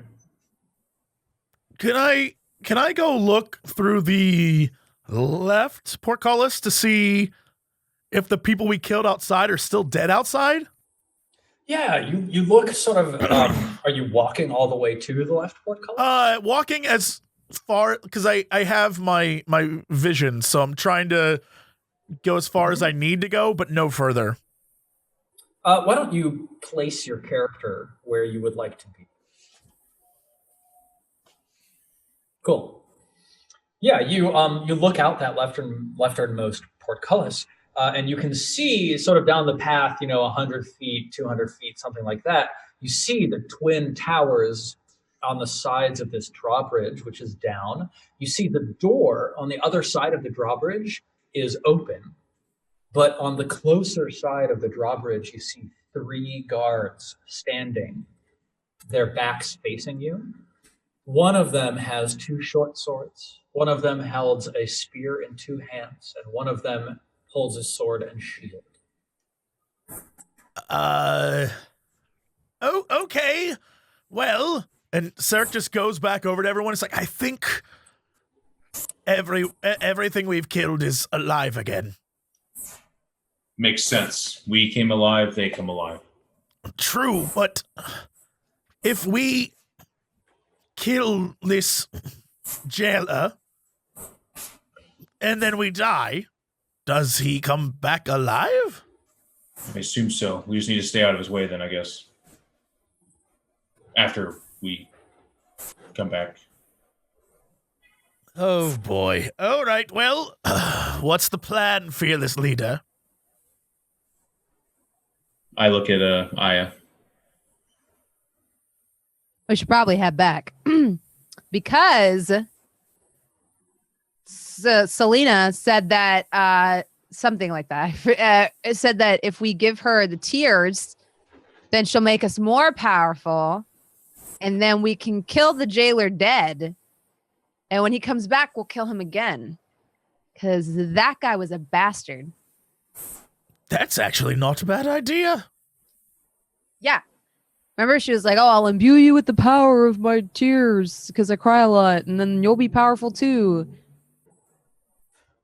Give her her tears. She gives us the power. We slap the jailer. And yeah. We're slapping and spanking. Yes. Kill him dead. Thank you. That I understand. That's the plan. Okay, then back up and we touch the orb? No. Didn't you say something about a fire? Yeah, the Sunfire Brazier, which is in that room, golden glowing orb lit with fire. It's the one that you appeared at when you left the Gardens of the Moon. Let us return this. Right, awesome. Do you have to start? I've never purposefully gone to the moon before. Chat, that's not my dog, by the way. Yeah, chat. Whatever you're hearing, I don't know. All right, awesome. So the four of you, and Kara, are you joining everybody? Awesome. The four of you head back up the stairs into this room. Fireplace on your left. On the far right-hand side on the wall is that Sunfire Brazier, and far in the corner is that spiral staircase leading down. Those whispers echoing up out of it. Who's the first one? Is it you, Sarek? No, because Sarek is not going to be the first one to do anything. Are you kidding me? No. All right, cool. No. So, Armoros, I'm assuming you then. Yeah. All right, yeah, Armoros, you head forwards. She said to touch the Sunfire Brazier, so you touch it, and when you open your eyes, you're lying on your back in a field of lush grasses. Okay. I excitedly sit up and head over to where I presume I can see her. Yeah, she says, what does she say? Hello, welcome. It's so good to see you again. I do hope you'll return often. Yeah, it's been like 5 minutes. Anyways, here's the tear. Oh, my tear. Thank you. If you bring me 2 more, I can infuse their power into you. I thought you said bring each one. Well, yes, you do need to bring each one to me. Son of a... Okay. Well, let's go find the other ones. She apparently cries a lot. We need to find 3 tears. Wait, what? I know. She definitely said that for each one we get some kind of reward. I have an ear for that kind of thing. Yeah, what's our reward? Are you there? Did you come through? Yeah, once I saw that he's okay and went through, I was instantly in. Yeah, okay, awesome. She says, hello, welcome. It's so good to see you again. No, not that. We heard what you just said. What do you mean we need 2 more? I need 2 more. If I am to distill the power that comes from these tears and provide you enough for you to care about it all, I need 3 tears. Well, why don't we just get 1/3 of the power? Suit yourselves. And then she grabs the tear in one hand, and you see muscles cord out on the back of her arm, and the tendons on the back of her hand just stand out against her skin, and the orb just sort of starts cracking until She crushes it. And then she opens her hand and she blows the dust in your directions. She says, there. I feel the same. I feel the same too. As I said, you need to bring me 3. Okay, well, can you at least tell us where to find 3? I am not certain. Where did you find this one? In a palace? In a Literally on a guy's body. I think she's not going to help us. We should go. On a guy's body in a palace. That sounds perfect. Go. Find more palaces. More guys. More bodies. Wait, why are all your tears on bodies in palaces? They're not all on bodies in palaces. Sir, I have to insist. It's been an hour of talking with her about these things. Let's go kill something. Let's go. I've Kill never that wanted to jailer kill dead. anything more. Let's go. I And bet by the he way, has an orb. the guy we just killed is going to be there, so please let me lead. And let Aya fry his face again. No, good point. After you. Okay, we go. But before I leave, I give her a look, and it's a Justin Timberlake, come on. Yeah, she just gives it right back. Okay. Awesome. Yeah, you gaze into the pool, you see an image of the Sunfire Brazier, boom, there you are. You're in the room, there's the fireplace, there's the staircase down, there's the spiral staircase. What do you do? Well, I kind of look at the group and shh, and then I attempt to stealth into the place where that guy was that we just killed. The staircase down to the portcullis area. Yeah. All right, give me a roll, a stealth check. Let me just God real dang it. quick. I just want to see. Actually, it doesn't matter. You get to the top of the stairs and your armor is just like clank, clank, clank, clank, Yeah. clank. The guy turns around. Everybody roll initiative. Yeah. If you one-shot me, Steven, I swear to God. So good. 18 this time. 18 is good. Let's bring this guy back to life. Good. We'll roll initiative for him. Yep, there we go. Cool. And descending. All right, Armoros, you're at the top of the stairs. This guard is at the bottom of the stairs. It's only 15 feet between the two of you. What do you do? Walk up to him and smash. All right. Let me roll it here. Do you have your shield out? Yeah, I rolled a natural Awesome. 20 Roll your damage. twice, right? Or I guess it just does it naturally, so 12. 12? Awesome. Your sword just eats into this guy's chest and he falls down dead. There's an angry grunt with it. And he kind of looks down and is like, I'd tell him to stay down, but he won't. I'm going to loot his body real quick, too. Oh, yeah, totally. How much gold do you get off these guys? Let's double check that. Yeah. Cool. And you should have also gotten that amount of gold last time. So all told, you receive 5 gold from killing this guy. I give the others... I give everyone... I keep 1 for myself, give everyone 1, and I give 2 to Aya. Nice. All right. So yeah, you've killed this guard. The door is closed in front of you. What do you do now? Sarek, where do you want me to go? I guess we have to take on this jailer. It's the only way ahead. We're going to spank and slap him. Yeah. Yep. With your sword. I would assume it's the only way. When I was scouting earlier, I determined that the door across the portcullis is blocked, and we can't lift the gates, so it's the only way. Fantastic. I shall go.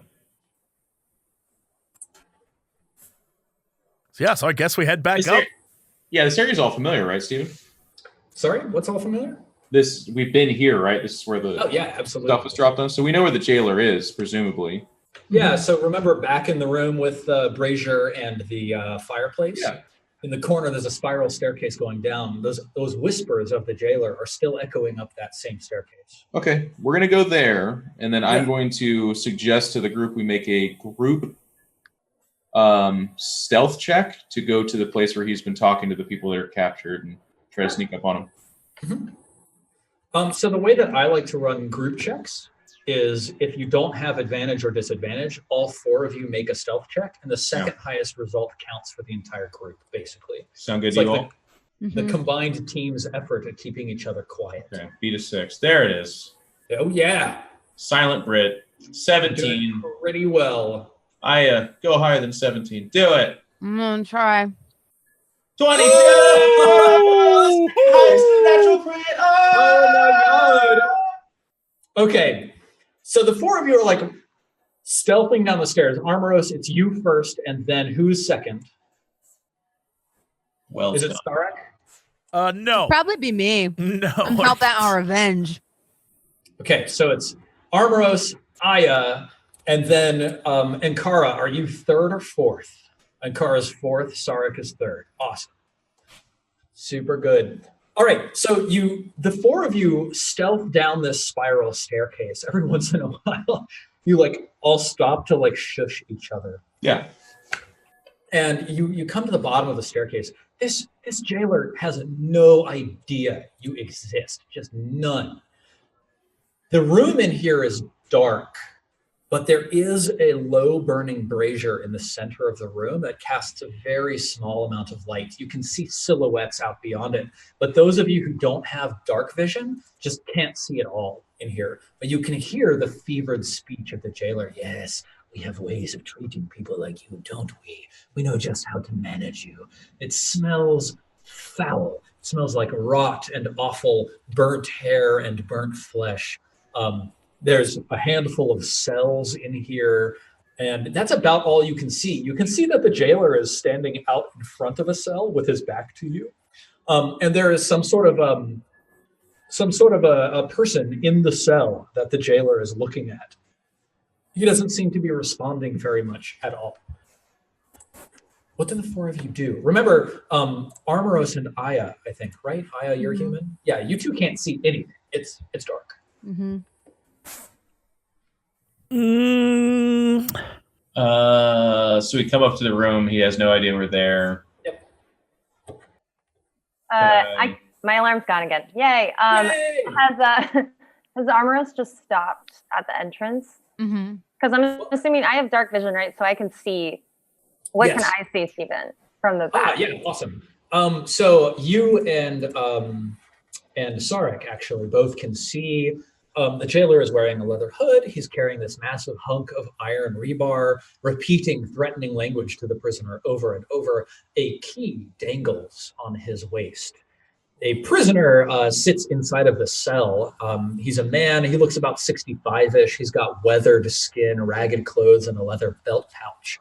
And one wall, let me see here, the left-hand wall, actually quite close to you, has a slimy-looking hole in the stone that's sloped downwards. Okay. Can I sort of play telephone and whisper these pertinent pieces of information into Sarek's ear? Like the key and where he is and stuff, and the hole, the slimy hole. And I'm just like, pass it along. Yeah. Sark sees this, so is sort of like following along with what you're saying, and then whispers the information into Aya's ear. I lean forward and whisper into Armoros's ear, and I say, "There's a key on that dude's belt, and pretty sure we need it to move forward. So should probably do that. Also, there's a big slimy hole, but we don't probably want to mess around with that. So there you have it." He's going to say back to you, "We're going to need light so that I can kill this man." Yes. And then I whisper back along the telephone line. I have a torch, so I take a torch out. And I mean, is he going to see this when we light the torch? Probably. Probably. I like canceling out our bonus round, Steve. Is that what you're doing here? I don't like the No. torch, but I have like the torch, and I pass it forward. Yeah, he has no idea you're here. You guys can like you crit your stealth roll, so like y'all are fine. You can figure out what you want to do and then make it happen. I'm not gonna like steal your stealth roll from you. All right. We create a light source, and then I'm going to. I mean, we go in and attack him. Yeah, I mean, it's the sort of thing where it's like you strike the light source, Armoros goes running forward, sword raised. The rest of you blast with like whatever weapons you have or Yeah. Yeah, I pretty think if I much. see him running, I just shoot at him. Oh my God, he just ran in. Who is holding the torch, or do you like toss it on the ground? We gave it to Armoros, right? No, I got my shield. Oh, okay. So either I guess it kept it or could Sarah be has it, or me. you have it. I'll take it.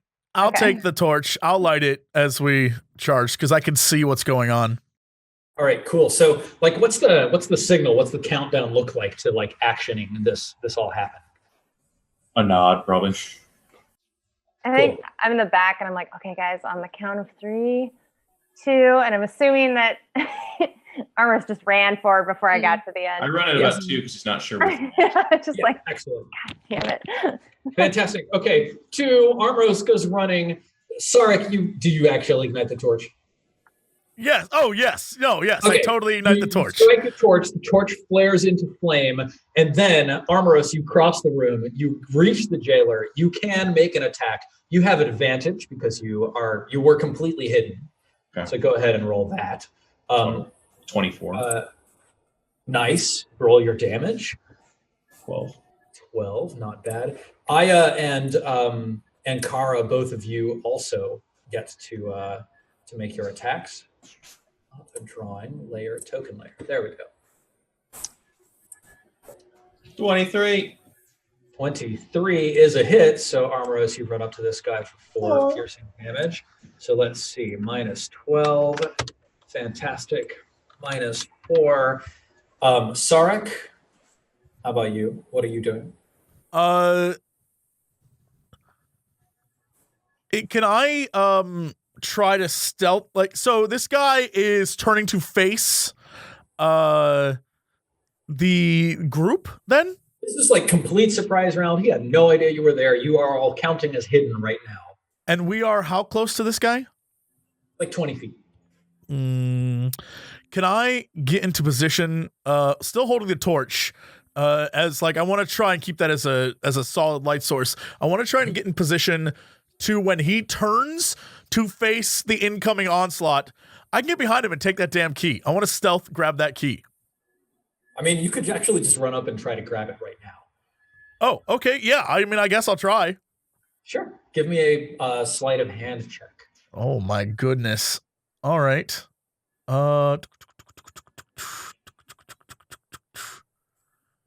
Do I have the ability to sleight of hand on someone? Sure. I do. Yeah. God, why do I bother? Why do I do things? What is the point of me doing things? So Sarek just walks up and like tries to grab the key. This jailer has a very firm buttock. Aya, I think you can make an attack as well, right? Okay. I'm angry. So you see me pull another vial out of my robes, and it has a hornet in it, and I crush it on top of my my golden skull, and I send a wave of hornets at this bastard man. Nice. DC 13 Constitution save, huh? Let's see about that. I just grabbed a man's butt. I just went up and grabbed a butt. Does Jesse get advantage on sleight of hand for the surprise? No. No? No.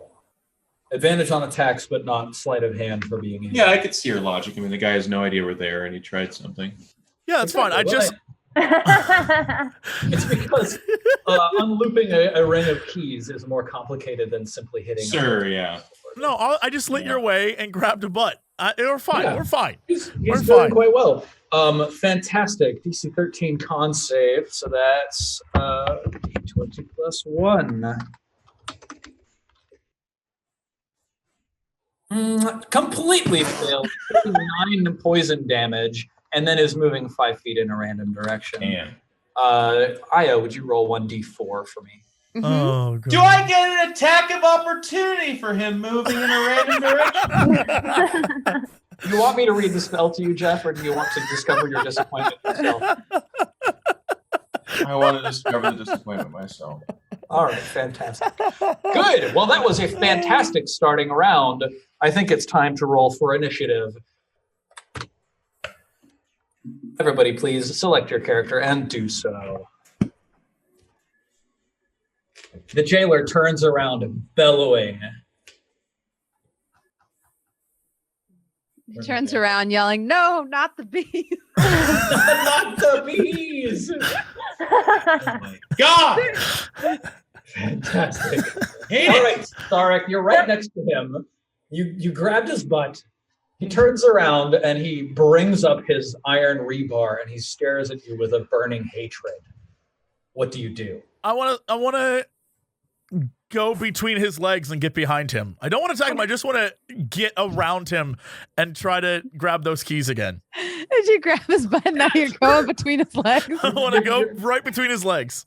Very Are you inappropriate. trying to like acrobatics between his legs? I'm trying to more like go around. I guess like how Yeah, you tall can is he walk around comparatively? Yeah, like is he tall, like giant tall, or is he just No, like? he's like 6'2". All right, no, I want to go around him. I want to go behind him as he turns around. You walk around behind him and try to grab for the keys. Yeah. Give me a sleight of hand check, but at disadvantage now that he knows you're here and he's trying to fight. Cool. Cool. Yeah, 6. No, unfortunately, you try to grab at the keys, and he like actually reaches out and grabs your wrist, and then he says, "Naughty," and then he strikes at you with his iron rebar. Oh my God. Good Let's see. We're gonna watch him Good explode. night. I'm fine, guys. I'm fine. I lit It's the way. fine. I lit the way. It's okay.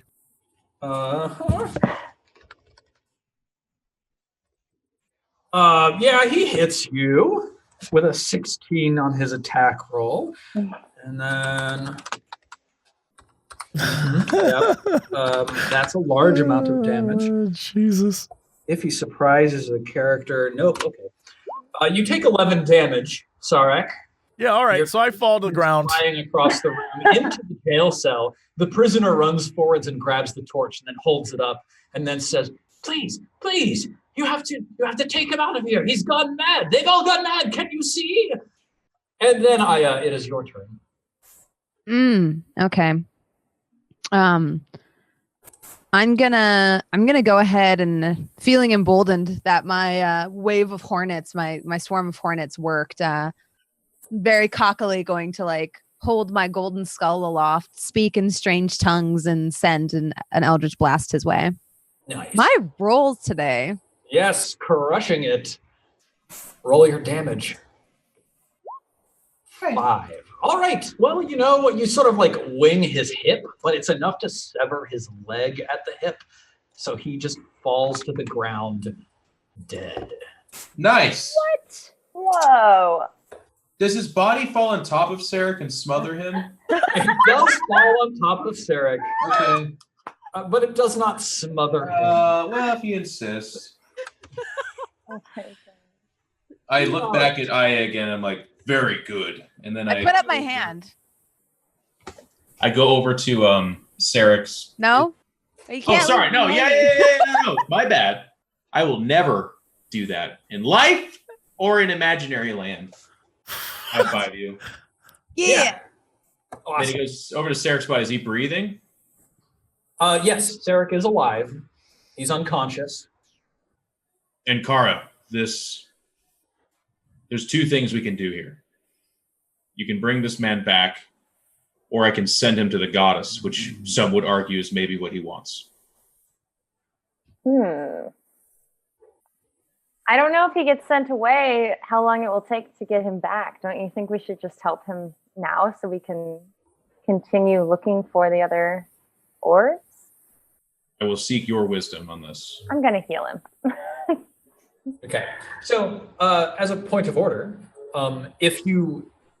so like a fight takes 10 minutes, right? So it's like, between the setup, the engagement, and then the like relaxing and deep breathing and like, calming your nerves, a fight takes 10 minutes. In that time, you can bring anybody who was dropped to 0 back up to 1 hit point just by tending to their wounds. Oh, right. And then you don't necessarily need to burn a spell unless you actually want to spend a spell to Let's heal do him. that then.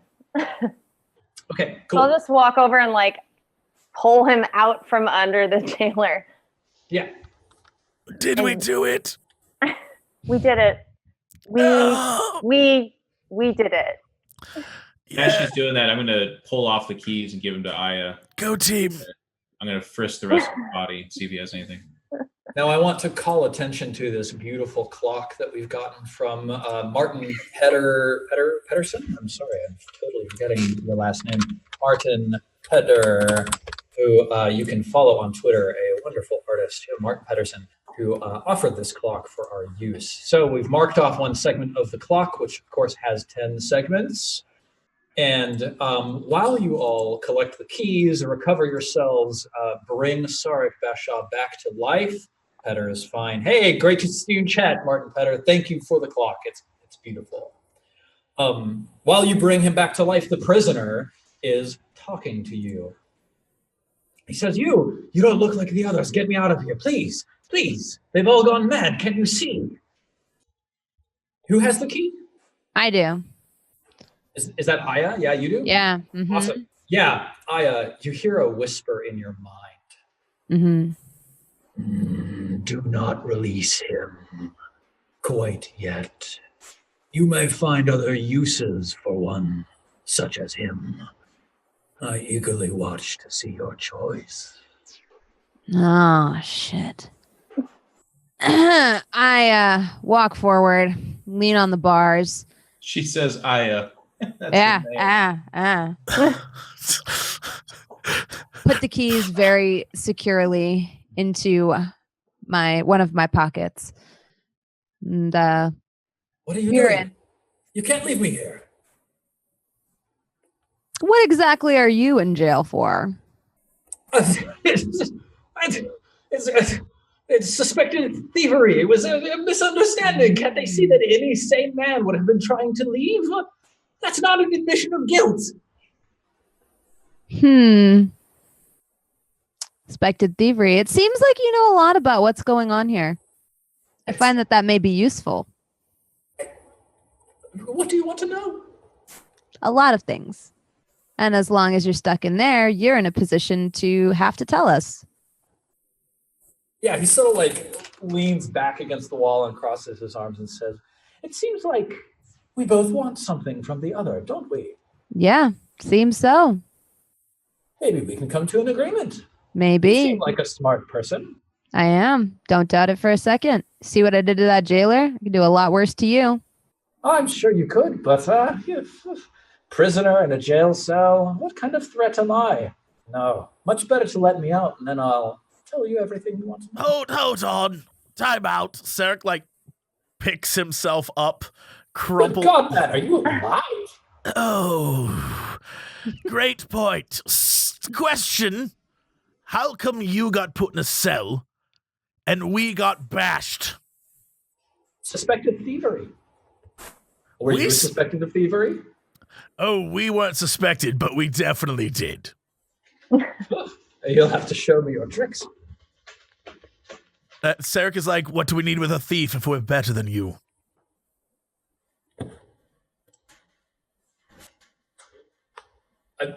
I'll admit, you have a point, but really, what do you gain from leaving me to rot in this horrible place? Talk to her. And Sarek just hobbles his way back to the stairs so he can sit down. I come over to Aya and I say, I do have about 50 feet of rope on me if you want to let him out, but keep him restrained. See, the problem is, Ankara, we let him out, then he's ours to babysit. We already have the burdens on our backs. Do we really need this burden too? We can't just let him go free. Who knows what he'll get up to? You can all go on ahead. Once I'm free, I'll be able to take care of myself. I'll even find you later. Don't worry. That right there just sounds ominous. That right there is why we're not letting you out. Look at this guy, Sarek. He's clearly some kind of lowlife. We can't trust him to be lurking around these ruins to kill us in our sleep. Sarek, do you feel justice when people look at you and judge you just based on the way that you are? You know nothing of me, thief. Steven, can I roll for perception to find out what he's kind of... Do you mean like to maybe insight? Oh yeah, maybe insight. Yeah, insight. Yeah, to like understand like what's this guy's deal. What do you want to know? I want to know if he seems, I guess, like he has ill intentions, or if he's dangerous. This guy has probably never told a straight truth in his life. Like every word he says to you is just dripping with lies. Okay. I see it in like the darting glances of his eyeballs and like the thin sheen of sweat across his face, the way his hands are trembling. But also, he doesn't seem like he wants to harm you. He actually just like desperately wants to get out of this jail cell. All right. Well, I tell Aya he's definitely a liar, so we can't really count on anything he says. He's not going to hurt us, but just because he's probably not going to help us either. You're probably right. You have a pretty good skill with being able to read people like that. All right, let's leave him here. Let him stew for a while. And wait! I can pay you. With what? Your bedpan and your dirty rags? He reaches into the leather pouch at his waist, and he pulls out a small, glimmering gemstone, bright red, a pristine ruby. It's a teardrop, isn't it, Steven? It's not. It is not a tear of salute. You hear that, gang? It's a teardrop. Holy cow. We better kill it. We better take it off his body. I just look at the party. It's up to you, Aya. We might as well take it and let him go. He's not going to hurt us. I give you the ruby once you have let me out. Steven, can you describe this room one more time for me? Yeah, so let's see. There's a handful of empty cells. Sure. One of them, of course, is occupied. In the middle of the room is a burning brazier. There's a series of torture racks around the walls. One wall, the left wall from your entrance, has a dark, slimy-looking hole in the stone sloping downwards. How big is that slimy-looking hole? Like, easy enough to walk down. You can actually hear, like, faint dripping sounds from down that way. On the floor next to the cells, there's the leg of a jailer and then the body of a jailer in a massive leather hood with a heavy hunk of iron bar next to him. And there's this prisoner in, he's a man, he's 65-ish, he's got weathered, tanned skin, wearing ragged clothes, and has a dilapidated belt pouch attached at his hip. Sure. He's a liar. I don't trust him. Let him out. I don't know. Maybe we should just kill him. I don't like killing people, but... Tell me and it shall be done. Give me the gem first, and then we'll let you out. You're in no position to bargain. He crosses his arms and says, "No, I'll take my chances. One of these guards won't have the same virtues as the others." What guards? There's no one else here. It's just us. You're lying. Everyone's dead, my friend. Dead or zombified? Whatever's happened to them, they're not dead, and it hasn't happened to all of them. He gestures to himself. Living proof. It will happen to you, and then, when it does, that gem will be of no use to you. Can we have armor? Can we have Armora stand in front of where the jail cell opens so that we can let him out? But if he tries to run, we can just grab him. Yeah. Yeah, he sort of like shrugs and says, "Listen, friends, I see what's going on here. You don't want to let me out, but you do want the gem. It's easy. You let me out, no strings attached. I give you the gem. In fact, I will leave the gem in here, in this cell, and I will walk to and then up the staircase, and then the gem is yours." Why do I feel like this gem is some sort of illusion or fakery? And the second he hands it to us. He holds it up, turns it around. Like, brings it slightly close, but definitely still solidly out of arm's reach. Says, please, would I do such a thing to you? You think I have the talents for making illusions? And he drops it back into his belt pouch. I think we should just let him leave it in the cell and leave. If he doesn't have anything on him, then he's useless to us anyway. Sorry. I think we should leave him in here for a few hours to stew, and then maybe he'll change his mind on whether he wants to give it to us before we let him out or not. How close is he to the entrance of the jail, like that cell? Is he like right at the bars? No. He's a solid 2 arms lengths away. He's staying out of reach. I pull out my bow and arrow, point it at him. Yeah. I'm done with this. Either you give it to us, or I will kill you. He steps back, raises his hands, and says, death was coming for me one way or the other.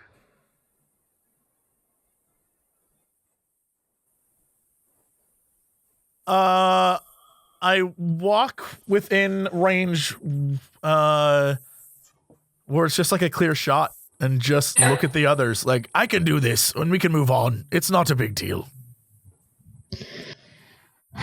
Sirik, although I admire your tactics here, he's no harm of to us while he's imprisoned.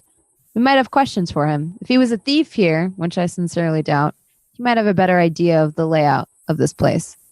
Where does the slimy hole go? Are you asking him? Mm-hmm.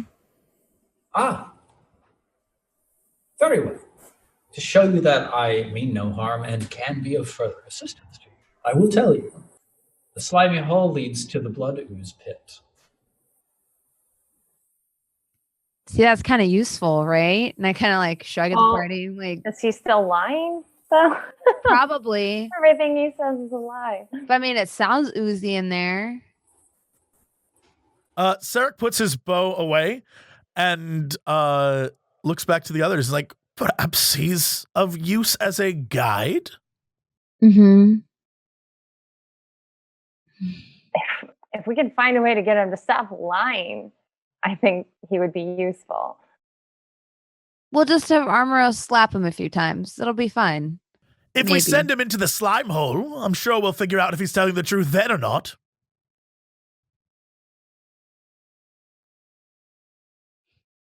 Yeah, we could slip him down there. Sirik looks back at the man and is like, so, we let you out, you guide us. He sort of shrugs and says, What do you want from me? We want you to tell the truth. I have no interest in guiding you. I have interest in leaving this God's forsaken place. Let me be clear. Up the stairs is a room with only one exit. That exit leads to a chamber that is blocked on all sides. You cannot escape. There's no way out unless it's with us and solving whatever this is. Sounds like you're in a mighty predicament. Sounds like you're in a worse one.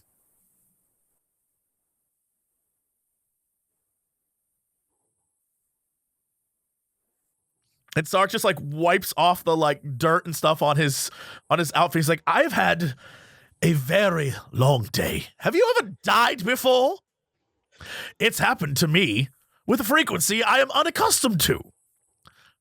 Now either you are with us or you are going to experience the same thing. And Sark sort of messes with his bow a little bit. This very proper half-elf, just fraying at the edges. Yeah, he shrugs. Roll a persuasion check for me. I would love to. Yeah, you've made a strong speech. You've made good words, but This guy just like he doesn't want to join you. He just wants to leave. He just wants to get away from you. And also like you're threatening his life. So you can see that he's not particularly interested in walking along with you to continue threatening his life more. And so he responds, he says, listen, if you like, I can come out of here. I can go with you down to the ooze pit, though God only knows why anybody would want to go down in that direction. And then I will leave. I will follow you down it, and then I will point it to you, and then I will turn around and depart. And go on my own way. You won't have to think about me. You won't have to see me. I'll take care of myself. As for guide, what do I know? I've been in the city, in the citizens' quarters.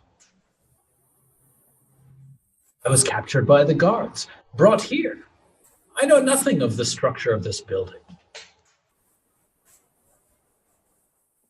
You're first in the ooze hole and you give us the gem. He laughs, shrugs to himself, and says, if that's what it takes, very well. Sark looks at the others. Is that what it takes? It seems like he's gonna die whether we let him out or leave him in here. So I just try it. I don't think there's that big of a concern, guys. He's going to come back to life. So He's not gonna hurt us, so I think we should just try it this way. It seems like we can try again next time if we need to. just say I got a bad feeling about this one, you know? Yeah. Well, just kill him. I'm sorry, what was that? What? Just kill him. He'll come back to life. It's not even. No.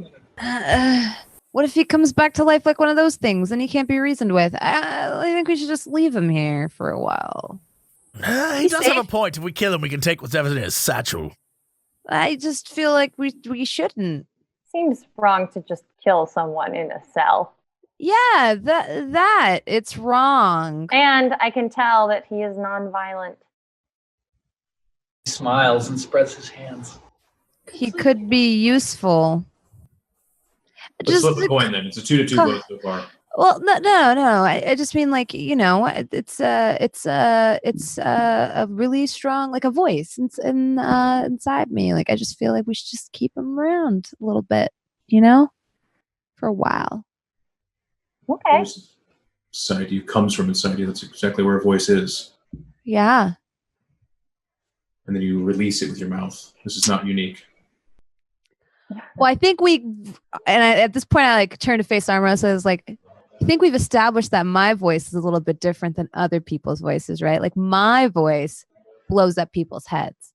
So I feel like my voice we should probably kind of listen to just a little bit.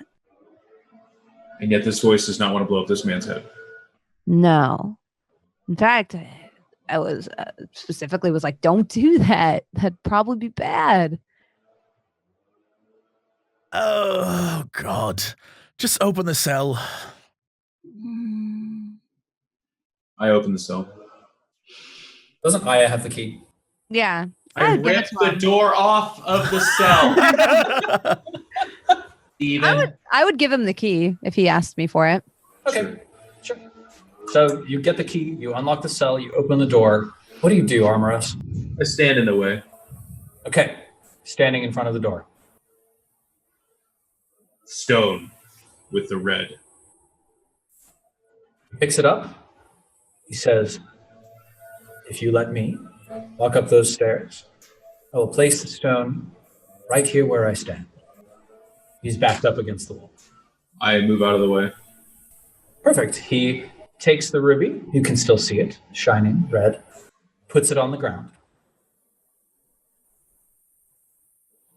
He begins walking. Mm-hmm. Walks out the door. Walks to the staircase. He turns around and says, thank you. It's a delight to see that some people here still retain their senses. The best of luck to all four of you, even you. And then he heads up the spiral staircase and you hear his footsteps receding.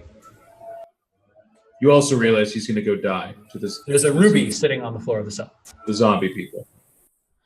Well, we warned him about them, and that was his choice. If he dies at this point, it's his own fate. I mean, Theric did tell the guy. But something tells me he's not going to die. That guy looks like a slippery bastard. He was in a jail cell.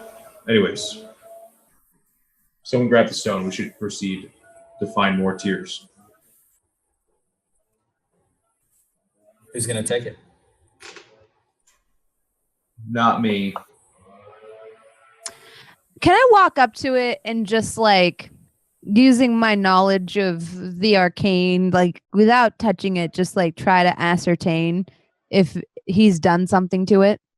Yeah, you're investigating? Yeah, or like detecting magic on it or something. Do you have detect magic? No.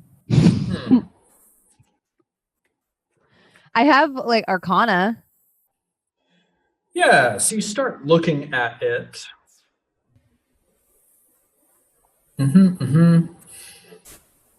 Give me an investigation test. Oh yeah, it's an illusion. I knew it! I knew Yeah, it was a fake! You did not know it. It's I actually said it! It's actually very clever. There is a small, polished, like faceted rock underneath the illusion. Normally, illusions like this, your hand just passes straight through them. Yeah, that's Passed it onto a rock. It is much more convincing than usual. I mean, as you kind of discover this, Armos looks at you and says, like, normally, nobody calls me smart. But I think in this moment, nobody will call you smart. That means he was no use to us dead, but he might have been some use to us if we'd kept him in here. No, it means he lied to us, deceived us, and is now out on the loose, and is a force that we have to keep in mind. Whereas if we would have killed him here, we would not have to worry. I don't think he's going to make it past anybody upstairs. All of a pick up sudden, you the guys rock become and- incredulous as to his ability to survive.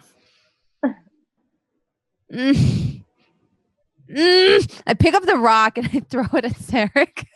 Nice. There's one thing I don't like is being made a fool of. And I just storm out of the cell, kicking the door on the way out.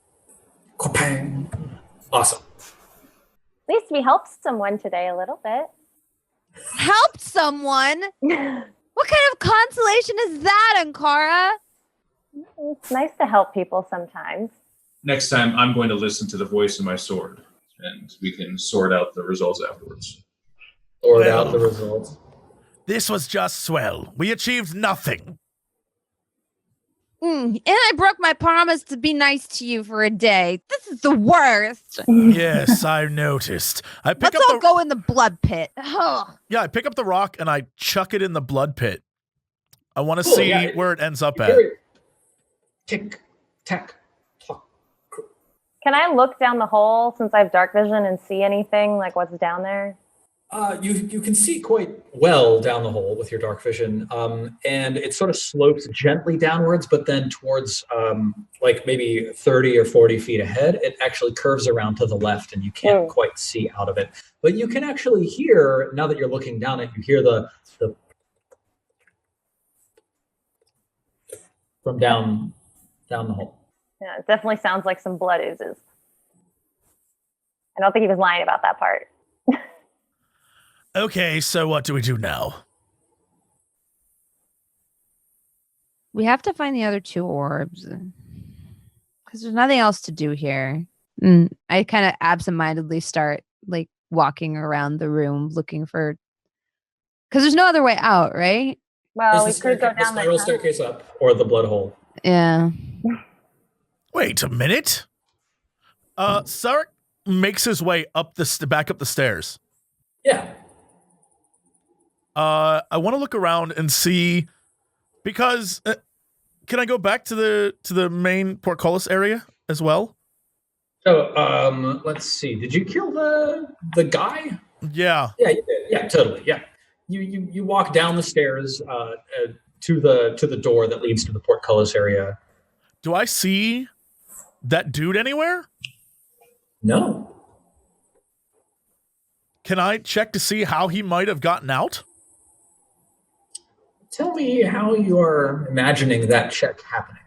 Well, I would look to see if there's any, because of my original escape plans, I went to the door on the opposite end and tried to force that open. So I imagine if the ground is like a sandy dirt, then when the door opened, there would be some sign of it opening. I imagine if he went out through either the right or left exits, that those would either be up or broken in some way. I imagine if you went through, if something in the room above was changed, I would notice something as well, because I went through there trying to like find a way out before, so I kind of have like the layout of how to escape. Yeah, so you're in the room upstairs with the sunfire brazier and the fireplace and the staircase down. Give me a perception check. Nothing in here has changed. Okay. Then you head down the stairs to the portcullis area. You open the door. You're looking out. You don't see any tracks in the sand. Are you going to go across to the other door? Yeah. Okay, cool. You walk across to the other door, and I need you to make a dexterity-based reflex saving throw. Okay. Shouldn't have gone alone.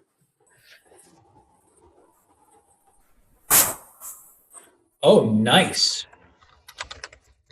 Yeah, as you cross across the middle of this portcullis area, you hear a creak and a thud from upstairs, followed by a gurgle, and then boiling oil pours out of the ceiling down onto you. Ooh. Dealing you 6 damage. You succeeded on your reflex save, diving out of the way, taking scorching hot oil down your back. Were you at 1 hit point? I was. Oh, yeah. I still, even with a 24, I still took damage. Story of my life. You take half. Yeah. So you're at 0. You're unconscious. Cool. All right. We would probably notice that he's missing and go look after him. You saw him walk up. Look at his... There he is, unconscious in a pool of hot oil. And we're like...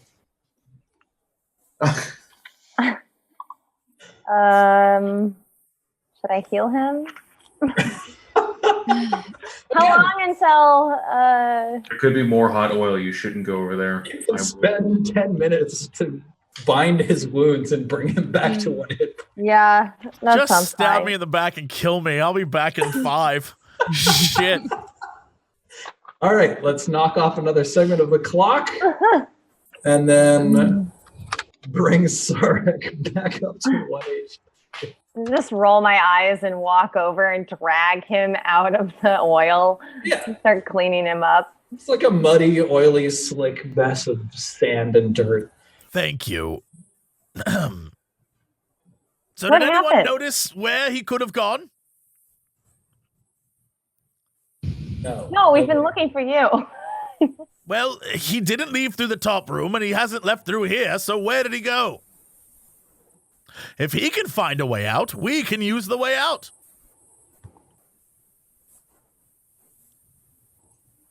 Do none of you see? Know what? Oh, God. Hear me out. The oil should have taken me. When we were here originally, and when I lit my candle, Sarek, you were fighting a blood ooze. Where did it come from? Oh, Do you remember? Near that, the left door. Okay. Now, clearly it was like released on us by some kind of mechanism that Armrest triggered when he grabbed the orb, right? Now, if we want to get over to the other door, which you say is very securely locked, would it not stand to reason that if we follow where the blood oozes came from, we would somehow maybe end, I don't know. Are you looking up, Aya? Yeah. Yeah, on the ceiling, there are 5 small holes in the ceiling One in the center, right above this dead body that had the glowing orb on it. That's the one that boiling oil just came pouring out of down onto the unfortunate Sarek.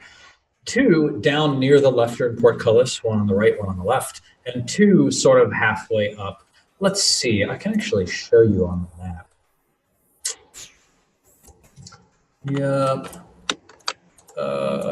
Let's do that. Wait.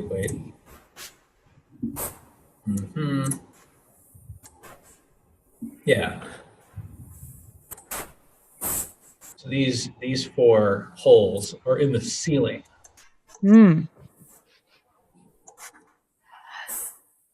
So let's see. We went down some stairs. Well, yeah, okay. And I like you see her kind of thinking. I'm just saying, it might be a way up there if we follow where the blood oozes came from. If they all come from the same place. Yeah, and the blood ooze fell out of this hole. Sure. That I'm painting on the map. Okay. Perfect. Okay, so we climb? No. I mean, we go into the blood ooze hole and maybe see if it leads to a way up here. Follow the way across, and we'll find ourselves in the opposite room. Something. Great. Just great. I mean, I know that the blood ooze kind of had its way with you, but I mean, our everything has had its way with me. At this point, I feel bad for him, and I also remember that, I promised I'd be nice to him. So I actually have a what do I have? A scribe's pack? Yeah. Yeah, I have a scribe's kit, and I reach into it, and I pull out just for you, Sarek, one of my scrolls, some ink, and 5 sheets of paper, and sealing wax, and I hand it to you. I say, "Here." I feel bad. Extra stuff for drawing or something. Oh, thank you. Just to be clear. From your scribe's pack, I think you spent 1 use to pull out 5 candles, of which you have 4 left. Right. And then you can pull out any one. In that case, additional items. I'll pull out the paper. Cool. Yeah.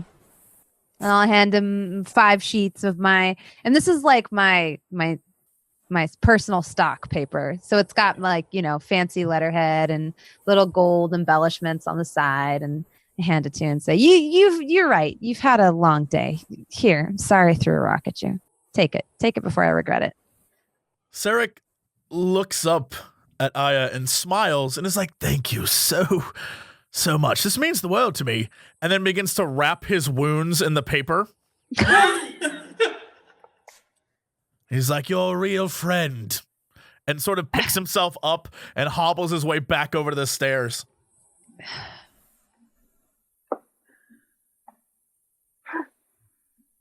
Well done. Nice. I mean, I guess I just start heading to the stairs. We gotta go do this blood ooze tunnel. Okay. I So, follow. Sarek, are you leading people towards the blood ooze tunnel? I'm not leading anyone right now. I am literally just hobbling my way up. I'm so fed up with this whole stupid place that I just am. I'm wrapped in very ornate paper. I just am a mess right now. I'm not feeling this at all. Maybe we should rest so that he can heal or tend to his wounds a bit before he snaps. I think he might be close to the edge. If you take a short rest, Sarek can spend hit dice and recover some HP. Hey. If we're gonna go to the blood ooze hole, we should probably rest a little bit beforehand to prepare. Works for me, if that's what you guys want to do. Eyebrows? Yeah, that works. Yeah, Right, okay. We mark down 1 segment on the clock. Yep, there. And Sarek, why don't you go ahead and As a reminder, of course, we've got rations. If you share rations over a short rest, anyone who spent hit dice to heal can re-roll the amount healed and use the higher of the two results. So if you want to pull out rations and eat them, Sarek can. If in lieu of that, you can roll your hit dice and recover HP. Yeah, I might as well just pull out the rations and eat them.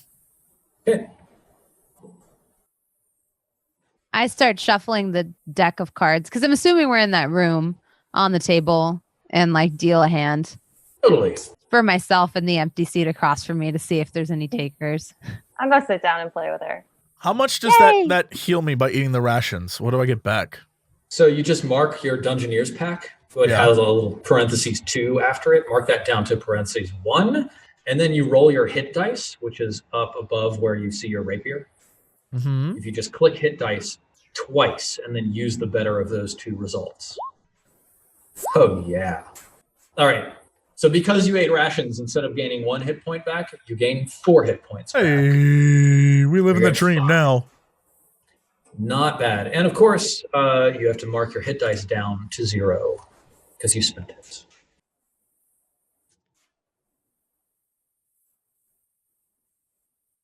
Dunzo. So is the plan to go to the Blood Ooze pit? Is that where y'all are headed now? After we've recovered and stuff, I think so. Yeah, so the resting has been completed.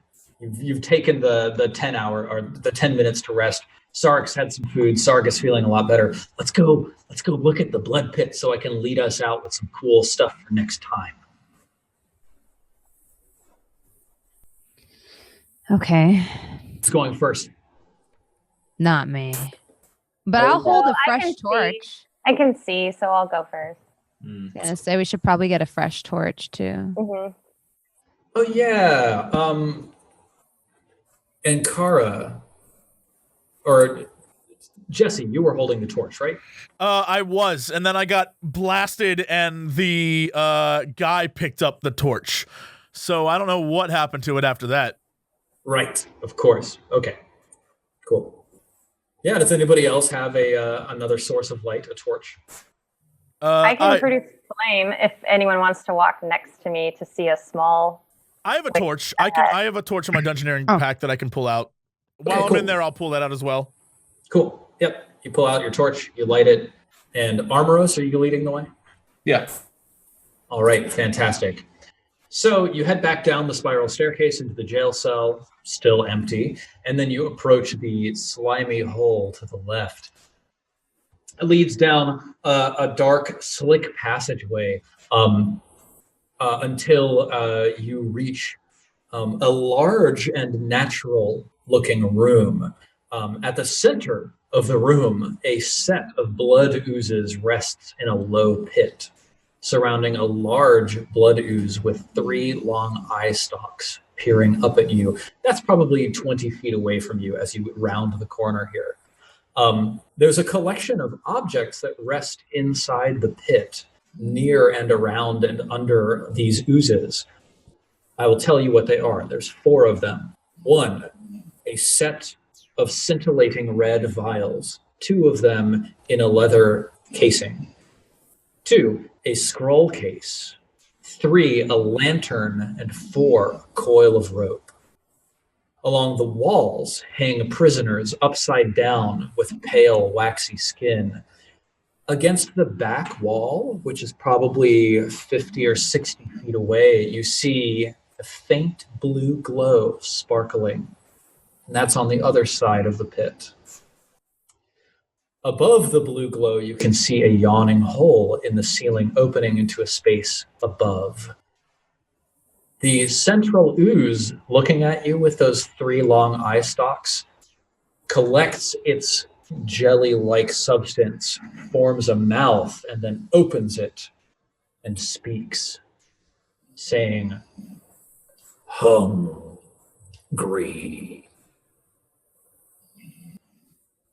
Okay. They can talk? Yes, the slime is talking. That's probably where we should end it. I thought they were blob people. They can talk.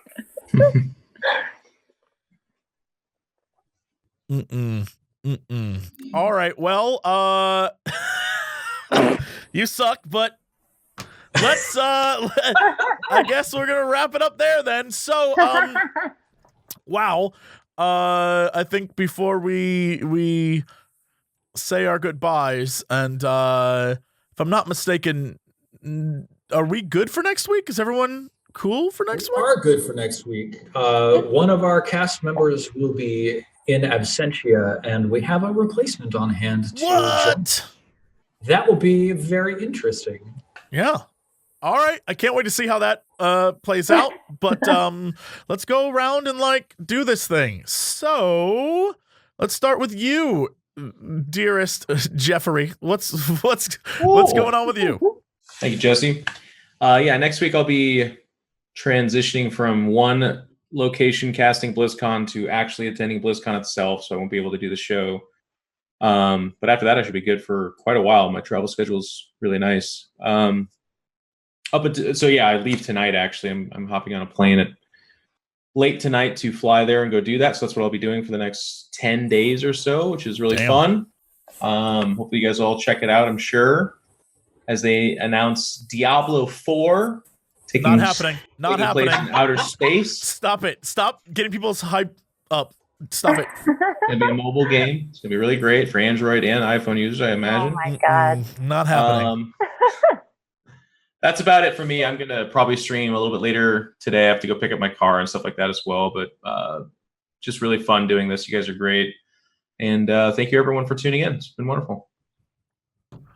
All right, Bronze, what's going on with you? I just can't believe that Jeff is abandoning us for a week. That's a whole week. Week. He's our funny strong boy. We are nothing without him. Oh no. What are the Guardians without Drax? I will turn off Brit's alarm for next week's episode. Thank you. Yeah. Hi. Hello. I'm that Bronze girl. I'm a full-time streamer on twitch.tv, and I do a lot of roleplay stuff, do a lot of comic book stuff too. Also do a lot of just random shit talking stuff on the internet. Hello. Hi. Welcome. Subbing to me increases your sexual appeal by at least 2%. I've heard that. That's proven. That's a proven fact.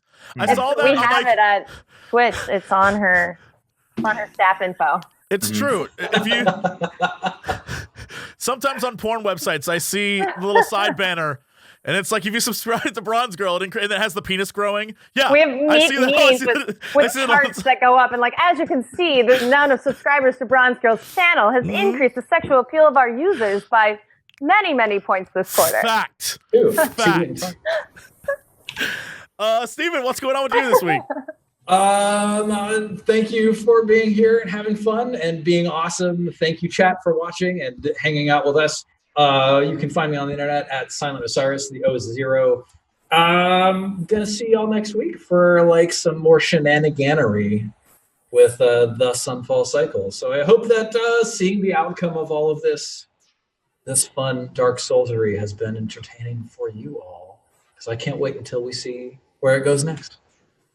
Britt, what's going on with you? Off to TwitchCon? Yeah, I'm about to get on a bus to go down to San Jose and make TwitchCon ready for everybody. So watch that this weekend on /Twitch. There will be various other channels streaming stuff too, but I think we have a really cool lineup of content for you guys. So, and if you like role playing, definitely watch on Sunday. Yeah, you can find me at Britt Wiseman on Twitter and CheerHex on Twitch. And I'm not streaming on my own channel now. So I will see you guys on here next week.